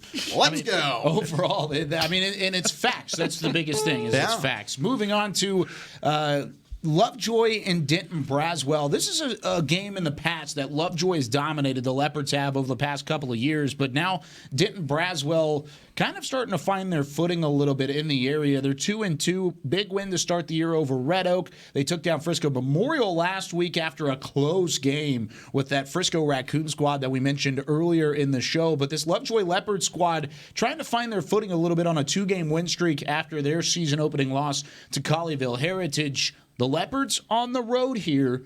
I believe they're favored in this ball game, but is there an opportunity for Denton Braswell to make a statement win inside district play? I think so. I'm picking Braswell on this one. It's not a pick 'em game, but if I had to pick, I'm loving what Grayson Thompson, the senior quarterback's doing there with Braswell. He's got under 1,300 yards, 1,295 yards on the year. 13 touchdowns, does have 4 picks, so he's not afraid to take some chances, but most of the time it's working. And he's got an outstanding receiver, junior Cam Smith, 419 yards and 5 touchdowns, averages 13 yards a catch. It should be a really good matchup here between the explosive offense of Denton Braswell and a really opportunistic Lovejoy Leopard defense. Lovejoy has forced 4 turnovers in 3 games. They've only allowed, like you see there, 18 points per game due to a really good red zone defense. They'll give up a lot of yards, as you see there, but they're a bend but don't break kind of style. They'll hold teams to field goals, keep them off the board, don't give up a ton of points. And Braswell, on the other hand, their defense now has made a switch. They're playing Cam Smith both ways now, out wide receiver and starting at corner. They've done the same thing with Jacalen Carter, one of their other starting receivers. He's also playing corner. That resulted in 2 interceptions last week for Braswell's defense. So they're mixing and matching as we get into district play. It's working for them. But Lovejoy, this is a very evenly matched game offensively with R.W. Rucker at quarterback. He's their leading rusher and passer, dual threat guy. That will cause some problems for the Braswell defense. This one should be high scoring. It'll be a lot of fun, but I'm pulling for Braswell on this one. Well, you gave me a lot of nuggets at the beginning of the season on Braswell, talking about all of the returning guys that they have. So they're Coach Moore has been building this program from the ground up, my friend. Battle-tested team. And so it looks to be a tough game, but they're going to get behind their running game. You know what Braswell has, and they know when they get into a game like this with a tough defense, it's going to all depend on what they do on the ground. It's going to be fun to watch. I think this is a Braswell squad that has a legitimate opportunity to kind of make a statement in district play and make a statement as a program overall. It's a big-time district game. It is. And we've both those squads. We've talked about the monumental games that are on tap tonight. I believe last week was Braswell's first win as a program on the road. They knocked off Frisco Memorial. Wow. I think it was their first road win. So they continue as they try to make their first playoff berth. This is one of those years, those marquee, record-setting, program building, as you were alluding to there, Kyle, kind of seasons for the Braswell Bengals. It's going to be fun to watch, and I think the Leopards they're going to have everything that they could handle tonight from Denton Braswell overall. Let's take a quick break one more time here for Whataburger Friday Night Stars. When we come back, we're going to talk about McKinney on the road against Allen. A couple 9-6A matchups. Plano and Plano West, Plano East against those pesky Prosper Eagles when we return here on Whataburger Friday Night Stars. One and only Arnold Schwarzenegger. I ate a lot of meat. They showed us commercials. Steak. That's what a man eats. Selling that idea that real men eat meat. Serious man food. But you got to understand, that's marketing. That's not based on reality. I've been teaching fighting techniques to government agencies for more than 15 years. Then I got injured. An unable to teach for at least 6 months. I spent more than 1,000 hours studying science on recovery and nutrition, and stumbled across a study about the Roman gladiators. The gladiators were predominantly vegetarian. How could the original professional fighters be so powerful, eating only plants? When I made the switch to a plant-based diet, I qualified for my 3rd Olympic team. I broke 2 American records. I was like, man, I should have done this a long while ago.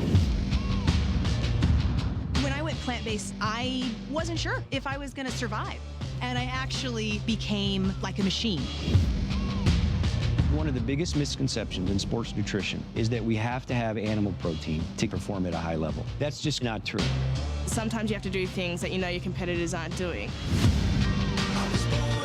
Today's blood and yesterday's blood. Sam. I think this is going to wake a lot of people up. I was recovering better, not getting as sore. This was our best season in the last 15 years, and we had 14 guys on plant-based diets. We all want to feel great, have more energy. Cholesterol was 276. Today, 169. Whoa, now you're talking. Most guys my age can keep up with the grandchildren. My grandchildren can't keep up with me. It's not one set of dietary guidelines for improving your performance as an athlete, another one for reversing heart disease, reversing diabetes. It's the same for all of them. Someone asked me, how could you get as strong as an ox without eating any meat? And my answer was, have you ever seen an ox eating meat?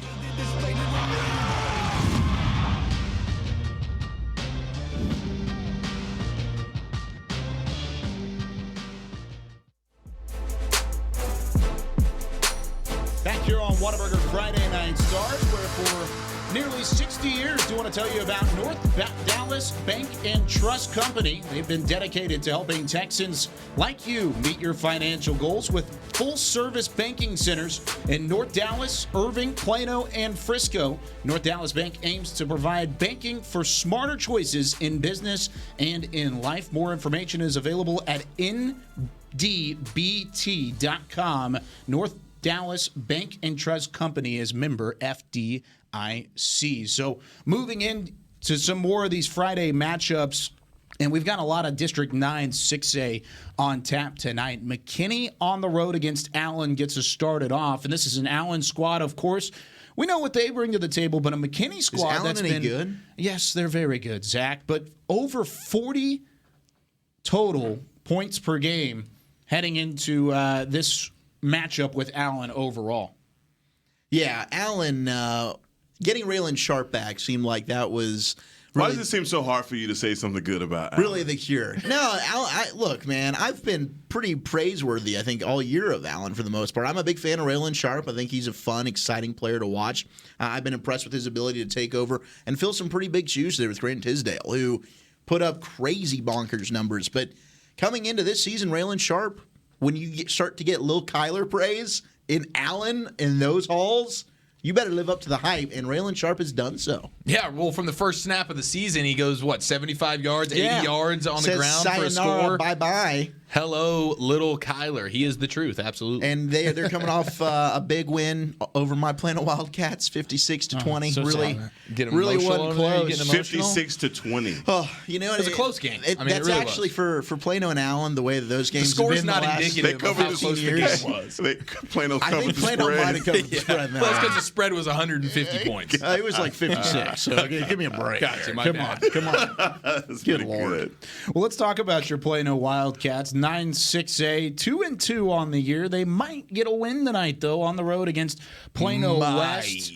If they don't, my goodness. Plano West. No guarantees. I'm going off Chuck. on the post game. No, if man. They lose to Plano West. I do not want to see Plano West continue this streak. They have got to stop Okay, this. but not tonight.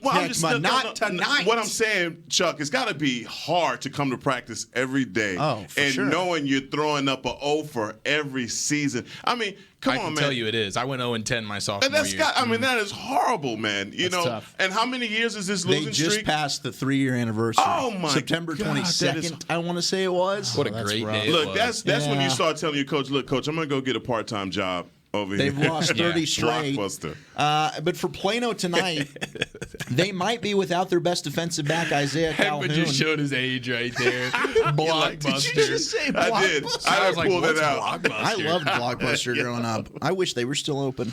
Yeah, shout out to Family Video. They're still getting it done. Yeah, they are. No, but Plano might be without their best DB in Isaiah Calhoun. If Plano West is able to exploit that at all, I don't think they will because they haven't been able to throw the ball. Come on, Plano West. Much at all. But for this one, Nolan Williams, one of Plano's stud receivers, will be out for the first half after being ejected from the Allen game last week, so that's part of the punishment. Did tempers flare last week? Tempers got a little, yeah, they always do. It gets chippy between Plano and Allen. I think Plano, Well, you're in a tight ball game like that. And, It's so much to play for. It's mainly like, man, we are so sick of you beating us up every year. We're getting a little angry and fusty here late in the fourth quarter. I'm going to get ejected for the next game, so I don't play the next. I don't want to have the smartest decision overall. But look, you keep talking about Plano West. I think the end is going to come this year. They've played a lot better this year. They were competing week one against Frisco Reedy. 17-7 was that final score. And they've only been outscored by 100 points through 4 games. Right? So it's a step up from a year ago. They've got a new head coach. They're trying baby steps. They need to start fast. They just have gotten down in a hurry in all these games for the most part, besides Frisco Reedy.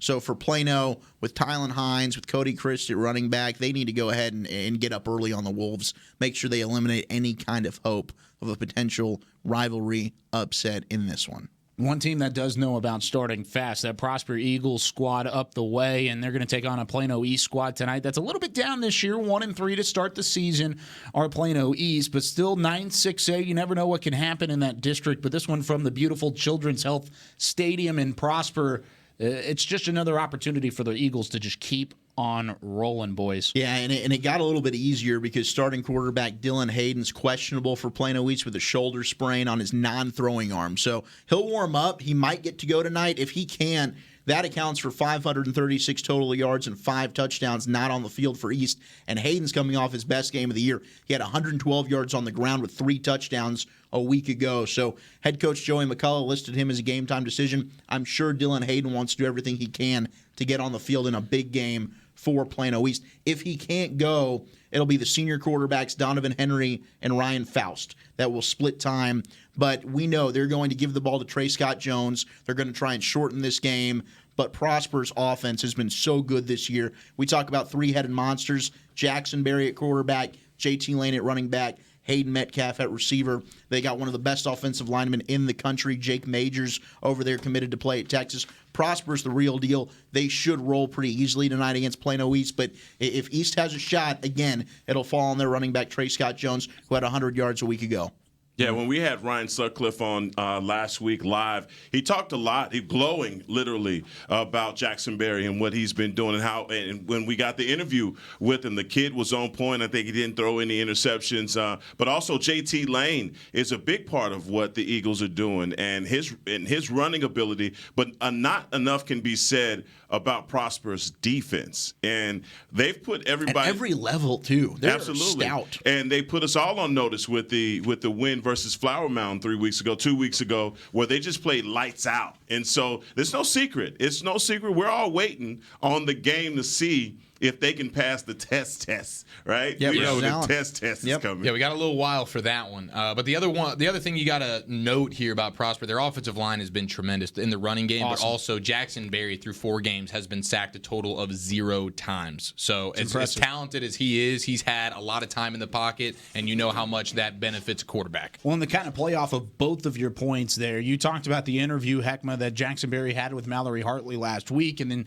Eric, you mentioned the offensive line. Jackson Berry was the first one to give credit to his offensive line last week. He knows exactly where his success is coming from. It's the fact that he has just uber amounts of time in the backfield to be able to throw the football, and he's been effective in doing so over the first couple weeks of the year. I expect nothing different from Barry and that entire Prosper offense moving forward. The Sherman Bearcats team that we talked about last week taking on McKinney North tonight in District 7 5A as we go back to the 5A level tonight for the final time in at least the pregame show. But McKinney North 3-1 on the season. They put up a lot of points, but here's the kicker. They give up a lot of points too. Yeah, this is a fun matchup because it's 2 teams that are basically polar opposites. Yeah. And Sherman doesn't have the potent offense that McKinney North has, but they do pack a heck of a defense, only giving up, under 17 points a game. That's extremely impressive. But McKinney North, and really the question in this game is,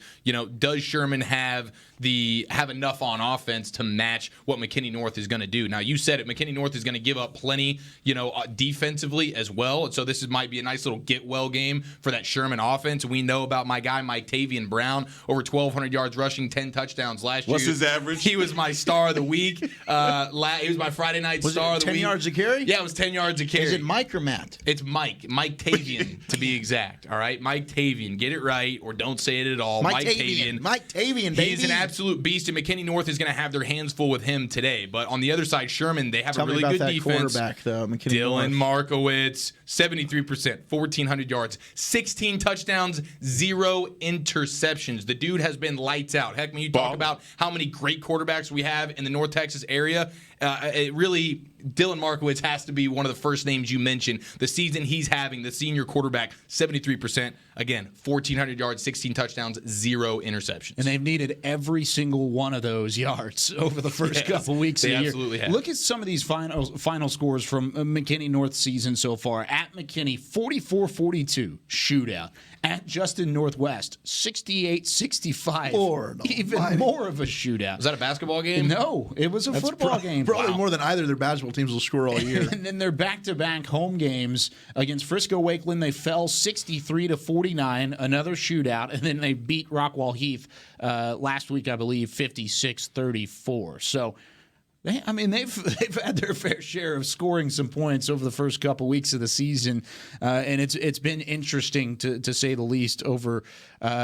It's also been suspect on the defensive side, no doubt about it. Here's a fun one tonight: Mansfield on the road against South Grand Prairie. South Grand Prairie in District 7, 6A, continuing to kind of impress over their first couple weeks of the season. They had a big win a couple weeks ago, and Mansfield coming off of the tight, heartbreaking loss in their rivalry matchup last week with Mansfield Summit. Can the Tigers rebound on the road at the Gopher Warrior Bowl? Yeah, and this isn't the place to get a feel good game. The bowl. The Gopher Warrior Bowl. Excuse me. Sorry, man, spit it out. It's a great stadium, though. I do love it. Because it's not one of the new, highly talked about ones that we talked about with McKinney and Allen and Prosper, but it's such an interesting vibe when you go. I've been fortunate to be able to play in that stadium. It's built just in the super side of a fun. hill. Yeah, you're kind of awesome. Underground a little bit. It's really, really cool. Yeah, the name that you got to know for HGP is my man Drizzy Drake Logan. Ooh. Drizzy Drake Logan. Who is He's got HGP? bars, doesn't he? What? Who's HGP? SGP. SGP. SGP. South Grand Prairie. South Grand Prairie. I heard H. Keep going. Yeah, so like I was saying, Drake Logan is Drizzy Drake Logan is the man, and he is he does it all. He does it all for South Grand Prairie. And when we were talking about this a couple weeks ago about South Grand Prairie and people doubting them against Summit. It's just that they play so hard, man. They do it all on defense, literally. They make it very easy for Drake Logan. They got a couple of guys that are getting the job done. And my guy, Gerald Catchy, Milt Pfeiffer, and Marcel McDuffie are the dogs that they have. Marcel McDuffie? Man, Marcel McDuffie. That's good.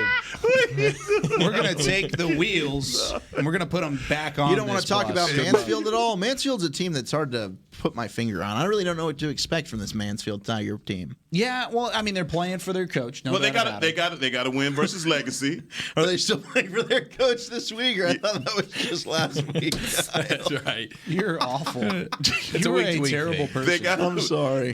No, but it is true. They got back off the snot versus Legacy. They got to win. I mean, everybody's and that beating was an Legacy. impressive win. That was 37-7. It was. Yeah, They Legacy's dominated. on the struggle bus this year, man. Yeah, so. they definitely are. I mean, but at the same time, you look at how good Summit has been. They're one of the few handful of undefeated teams throughout the DFW area, and then they turn around and they were down for the majority of that football game last week. Mansfield, in my opinion, and really whoever watched that game, probably should have won that football game, but Summit was able to come back late and kind of put their stamp on it in the fourth quarter. But overall, that was a Mansfield-dominated game for the first three quarters.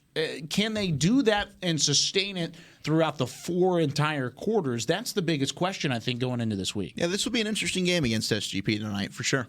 I'm excited to see how this one unfolds. Well, Mansfield, and you make a very important note. Those turnovers that they had versus Summit last week were just killer. Well, and SGP's defense has proven that they're better. That's going to be even a tougher challenge. They will take the ball away from you. Yeah. Yeah, that's going to be a tough matchup overall for Mansfield. But sticking with District 7, 6A, Mansfield Lake Ridge on the road against DeSoto. And we talked about DeSoto early in the sweet Jordan uniforms that they're debuting today. But DeSoto, we were talking with some of the players during the photo shoot, and I said, hey, what do you think about this Lake Ridge squad? And he goes, we better beat them by 60. One of the players said that. Well, they want revenge from last year's bulletin board material. You remember last year's game, Lake Ridge won late fourth quarter, one of the games of the year. Oh, yes. Yeah, right. And that helped them go on to win a share of that district title with Cedar Hill. So DeSoto has had to remember that a year later. They are trying to whoop up on Lake Ridge this season. Well, you got to know that Lake Ridge is all about that past life. Adrian Hawkins, their Mr. Do-It-All quarterback, is going to be airing it out. He's going to be throwing the ball versus some all-world prospects over there on defense with number 7, Jabbar Muhammad, who is a shutdown guy. He's going to Oklahoma State.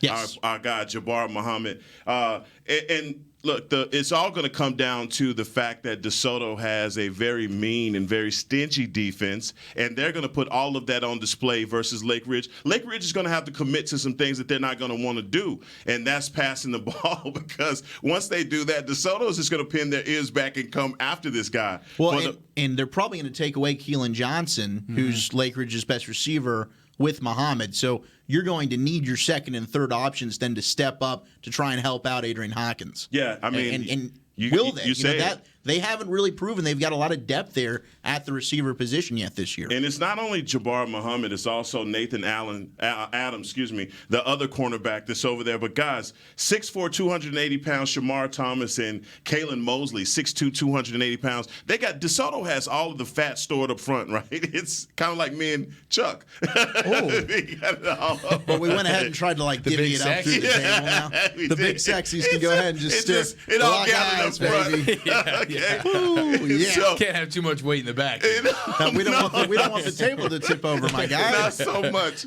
But DeSoto does it, and with Samari Collier in their passing game, and also Samari Collier is a dual threat guy. He just too many weapons for DeSoto. That is exactly the point, man. And so when you get a team like DeSoto that has revenge on their mind, DeSoto's coach, they got a lot of good problems over there in DeSoto, basically. And they've got a wealth of talent, no doubt about it. They've got the sweet uniforms that they're going to debut tonight. They're riding pretty high down in DeSoto, and they're going to have a chance to have a statement win. But that was one thing that stuck out to me, though, that during that conversation, I was like, how do you feel about this Lake Ridge team? And he was like, we better beat them by 60. And I was like, it kind of caught me off guard. I was like, I don't know if that's going to happen, but I think that's I didn't realize this Lake Ridge-DeSoto rivalry got that serious. It definitely can be a game that will get ugly. And if you talk about a DeSoto team coming in edgy and having an attitude about, that's really dangerous for Lake Ridge, because you don't want to have Byron Murphy and company upset and wanting to put up points. The one thing about you see the DeSoto defense, all of their defensive linemen wear skill position numbers. So you got these big 6'4", 6'5". Their nose tackles wearing number 5. He's got on 10. Other guys got on 32. I'm like, wait a minute, man. Makes those single-digit numbers and those very small double-digit numbers look real small. I got a stretched out number 3 over here, boys. It looks so odd when you see DeSoto in person because of how big that team is. And so if they have a revenge factor, a bone to pick with these guys, that's a dangerous DeSoto team. For Lake Ridge, they're going to probably get a little desperate at times during this week. I wonder if they've kind of put in some wrinkle gadget kind of plays, a little bit of razzle dazzle, because you don't want to fall to 0-2 in the quote unquote District of Doom following a game against SGP that you dropped last week that a lot of people thought you would win. So you lose You start district play, dropping to SGP, and then this week if they lose to DeSoto, that's a tough road to home moving forward for Lake Ridge. Yeah, another important stat is the fact that DeSoto hasn't allowed a 100-yard rusher, passer, but in one game so far this season. So that's pretty tough. That's tough to do as a defense. That means you're swarming to the football, no doubt about it, whether it's in the air or on the ground. I mean, usually the ground game opens up the passing game.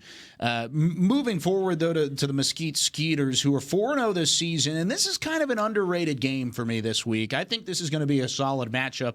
They're playing Mesquite Horn and the Jaguars, and Mesquite Horn, you see that record up there, 1-3, but those 3 losses coming against Highland Park, Cedar Hill, and Arlington. In all of those games, they've scored at least 21 points. Their win this year coming against a stout John Tyler squad, whereas Mesquite, on the other hand, even though they're 4-0, have defeated teams like Lake Highlands, Grand Prairie, Plano West, and LD Bell. So the records here throw them out the windows because the strength of schedule heavily favors the Jags in this one.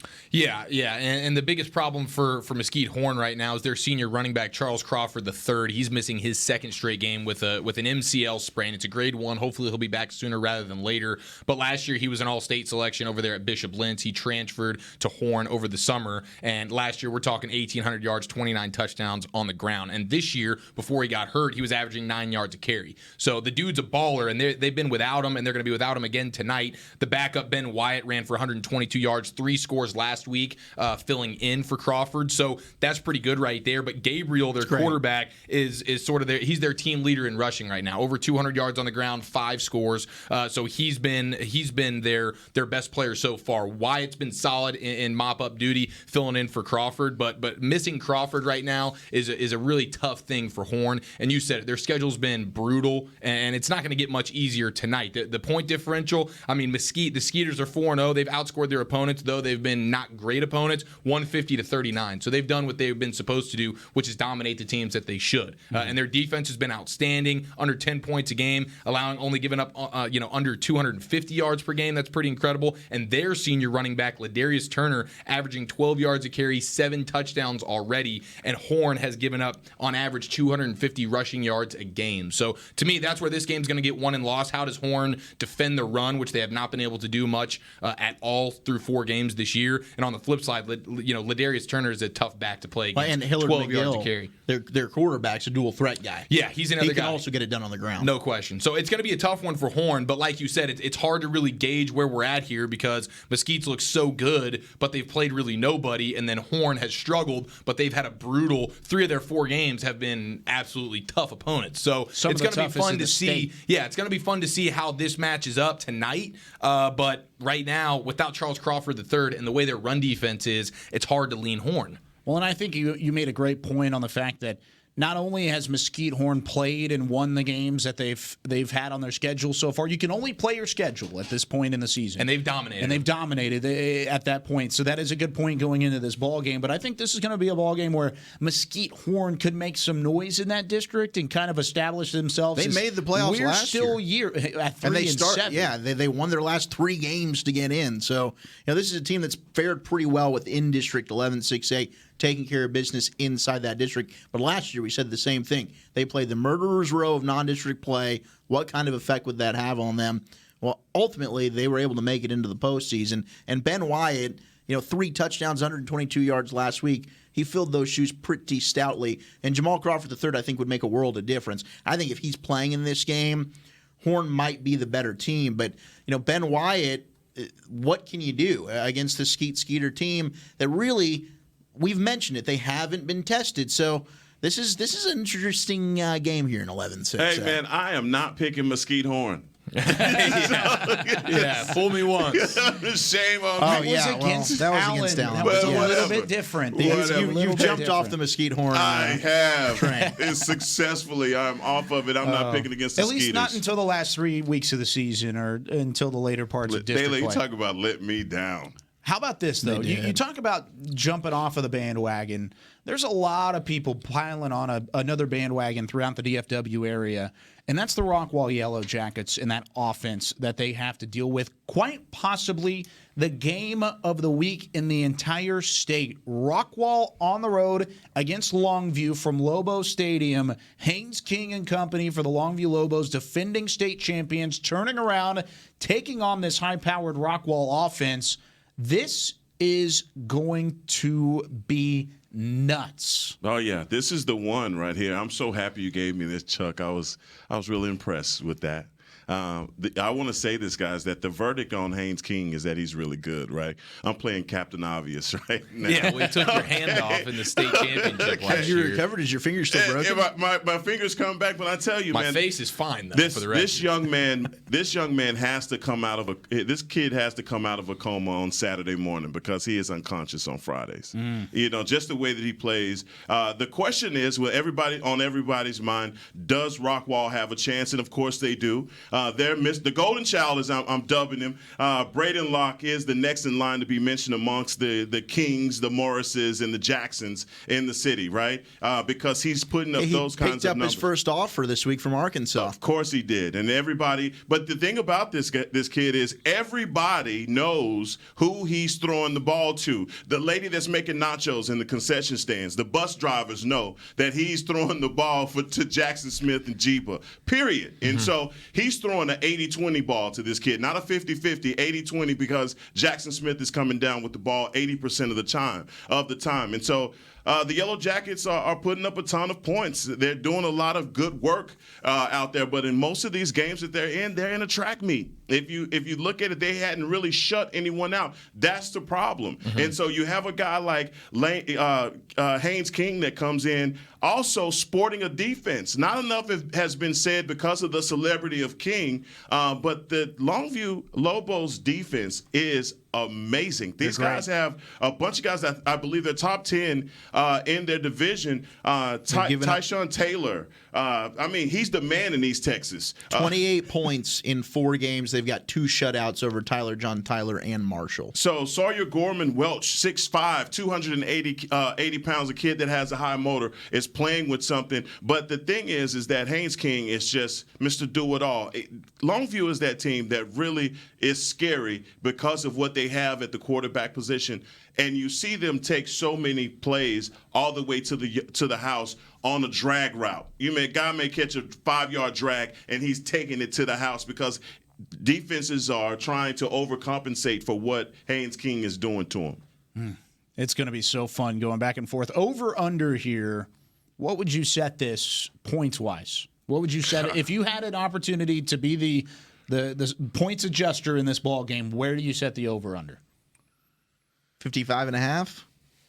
Yeah, I might put it higher than that. I think I would too. Just because Rockwall's defense has struggled so much, and on the flip side, their offense is incredible. The thing is here, last week we saw Longview win 17-7, so they can win either way. If you want to play a shootout, they can do that. But last week they showed they can go win a game where you don't even score 20 points, 17-7. So it is interesting from that standpoint. But I think that highly of Rockwall's offense that they're going to be able to find ways. Braden Locke and Njiba, they're going to find ways to put up the points, and we know Longview can match them.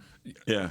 Point for point. So that's the difference, though. I mean, they Sports Day High School wrote an article about Longview being like an SEC team. I believe Rockwall's coach was saying that about them. But Haynes King is the difference, man. I mean, he is Mr. Roll the Credits. It's over. It's over. It's just what it is with him. I mean, he can make every throw. He's making, and as much as he goes out and made some mistakes on national television versus John Tyler with the interceptions, he makes up for it. He atones for it, but he also has a defense that gives him the ball back at those crucial times, and he just exposes everything that the defense gives him. Well, and they run that throwback offense. A lot of heavy sets, 2 running backs out there. Beautiful. Multiple tight ends. They're one of the only teams that does it. Everyone else is kind of sticking to the spread Rockwall, for example. And then here's Longview, old school style. And it might help Rockwall that they got to play Martin last week, who also is kind of a run-heavy kind of offense. But ultimately, Haynes King certainly does have the ability to light you up through the air without question. Now, when was the last time that Haynes King was on the field in a ball game, though, and he might not have been the best player on the field? Talking about Jackson Smith-Njigba tonight. Because this is in a conversation this week with Bill Jones overall, who's one of the voters for the Tom Landry Award at the end of the season, given out to the best high school player in the entire area. A nameless coach called him and told him that Smith-Njigba needs to be not only just a finalist for the Tom Landry Award, but he needs to win the award because he's that good and that much of a playmaker. Right. This might be the first time that you've seen Haynes King as the number 2. Well, outside of last year's game. Right. Last year's game, 13 catches, almost 300 yards, a pair of touchdowns for Jackson Smith. He was unreal. He lit it up. That's just who he is, and that's why I made the mention of an 80-20 ball, because literally it's not 50-50. He's coming down with it every time. It's an 80-20 ball. That's good. When he throws it up. But the thing is that Braden Locke, as a quarterback, isn't just specializing in Njigba. He's not forcing the ball to him. They're doing a lot of things on offense to make sure that Braden Locke is successful. I love their offense. It's open, but like I said, everybody knows who they're going to, man. Come on now. It's number 11. Running down the sideline. Number 1 in your heart. That's right. And they got Caden Meredith going last week as well on the ground. Yes, he did, which is big for them. And Haynes King, as good as he is this year through 4 games, hasn't had a breakout sort of game, a breakout moment, and that is scary because tonight could be that night. He knows looking across the field, Braden Locke's already gone toe-to-toe with Chandler Morris, and they put up a million points. Well, they're a run-first offense at Longview. Yeah. That's which is incredible because Haynes King still puts up these numbers, and that's their identity, is much like a Waco La Vega. They want to be a run-first, big physical offense. But what Rockwall has a very distinct thing about this game is the fact that what do you do on defense? You cannot blitz King. You can. If you do, you sacrifice too much. And in some of those jumbo sets that they go to, they leave you outflanked and outmanned. And so I know that the defense coordinators for Rockwall didn't sleep last night. You talk about sleepless night. Yeah, well, it's a 20-game winning streak that the Lobos are riding right now. So, and this one being at home for Longview, that's really the advantage there. We saw Rockwall go toe-to-toe with Highland Park, but Rockwall was at home that game. Braden Locke now,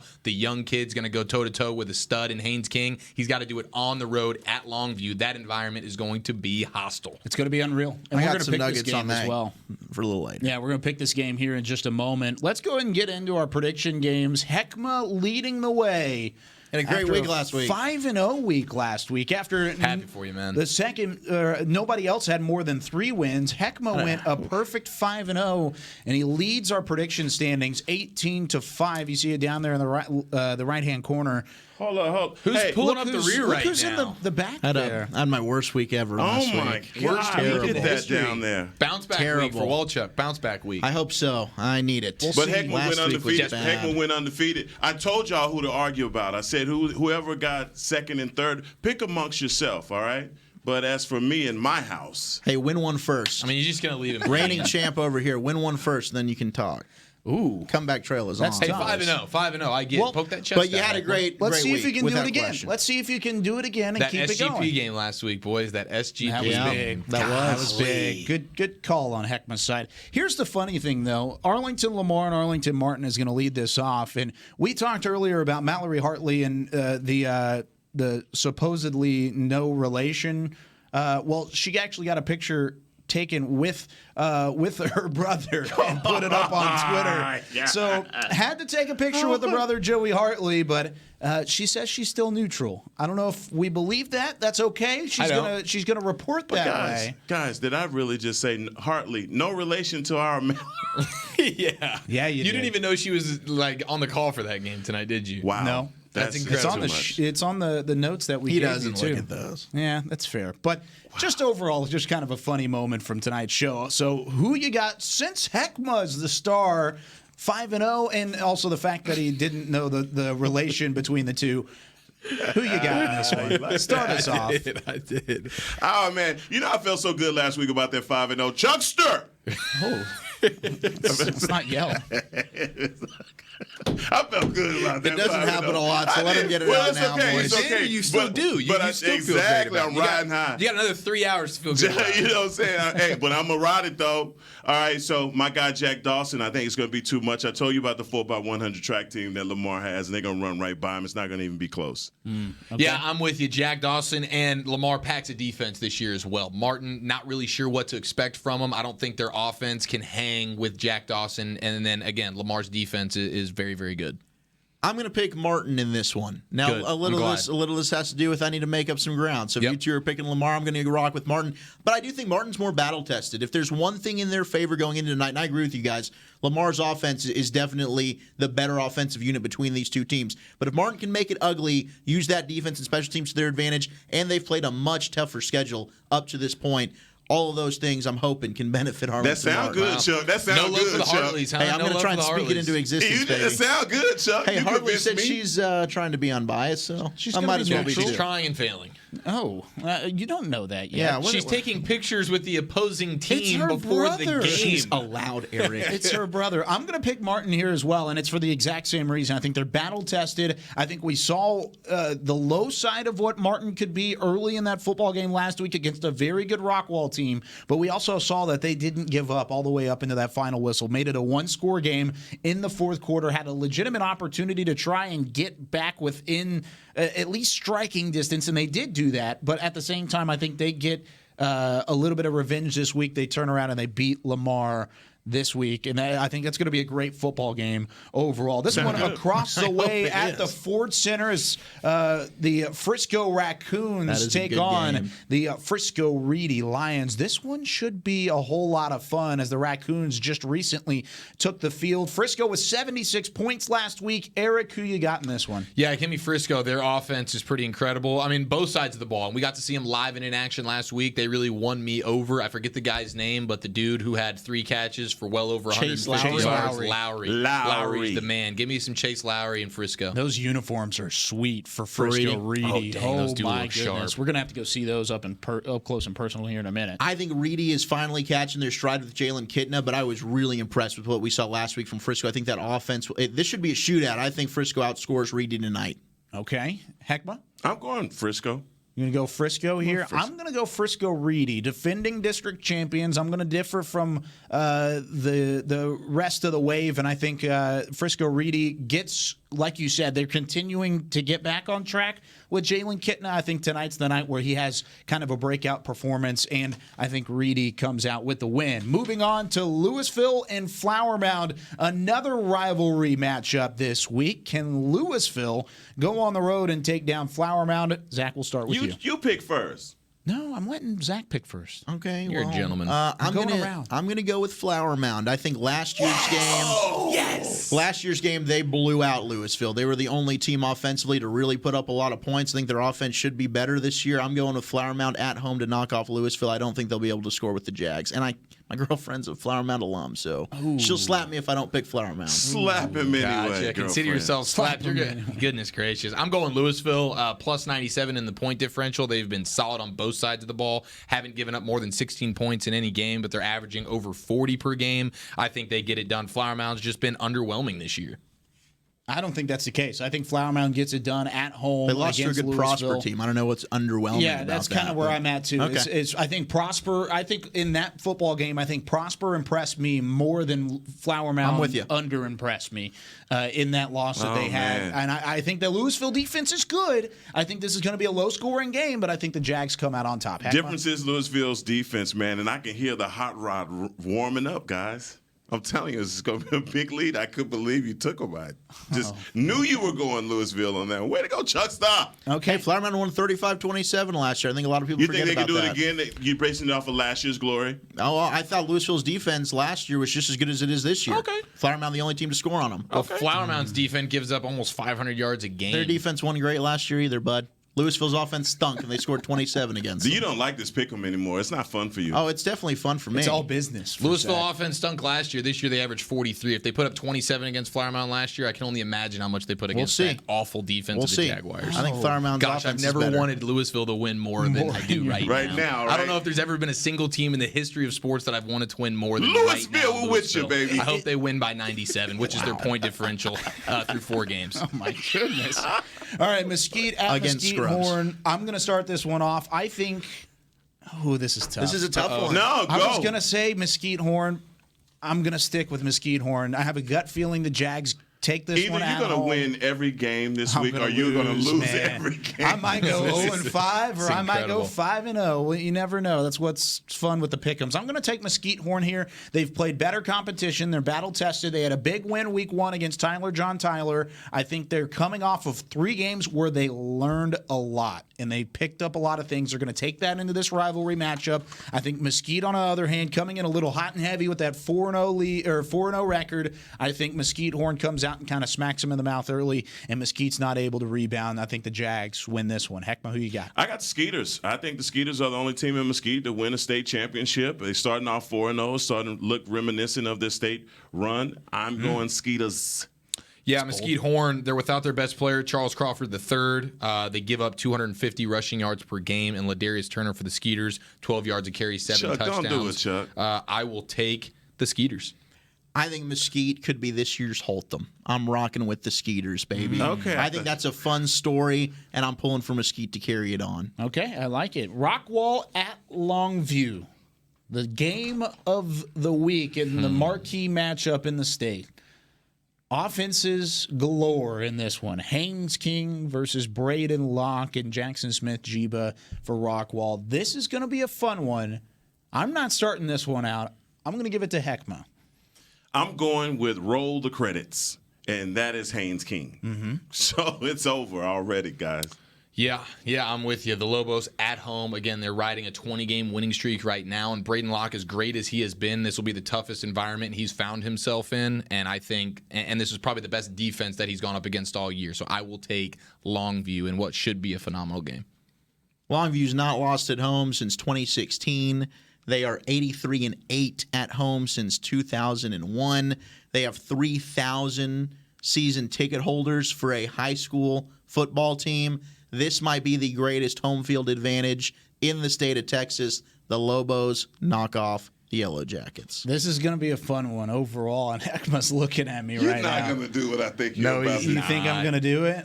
He doesn't have what it takes. I thought you might do it with your love for Braden Locke. I think he's incredible. Jackson I Smith, think he's no love for Jackson outstanding. Smith. I think Jackson Smith is the best receiver he had in the almost entire 300 state. yards last year. They still lost. I don't know what more he can do. Exactly. Yeah, seriously. I think Longview's going to win this game, and I think solely because it's at home and also because of the inexperience of Braden Locke on the road. He has not been tested in an environment like he's going to experience at Lobo Stadium tonight. I think they're going to get off to a little bit of a slow start, and I think that's going to be enough for Longview to be able to pull away and let this one kind of ride out for Longview overall. I think the Lobos come out on top in this one. So there's our prediction games. Can anybody hang with Heckma? 18-5. He went 5-0 last week. Feeling pretty good. There I should do the centipede in there. No. I don't know about blame yourself, Cal. You keep inflating his big head even more. I am concerned, though. Did me and Heckma, Hey, did me and Heckma pick all the same games? That's concerning. That means I can't take the lead. Yeah, that's no ground made for Eric Chiafalo this week. But it's been fun, boys. It's time to finally play the games. It's on to week 5 here of Texas high school football from the Ford Center at the Star. We'll join you at 9 o'clock tonight. 9 to 11 with our overtime show. We'll run through all the games, highlights, interviews, and more from throughout the DFW area. For everybody involved here for Friday Night Stars, for Chris P., Matt Kent in the studio, along with Chance Williams, for Heckma Harrison, Eric Chiafalo, and Zach Wolchuk, I'm Kyle Yeomans. We'll see you at 9 o'clock.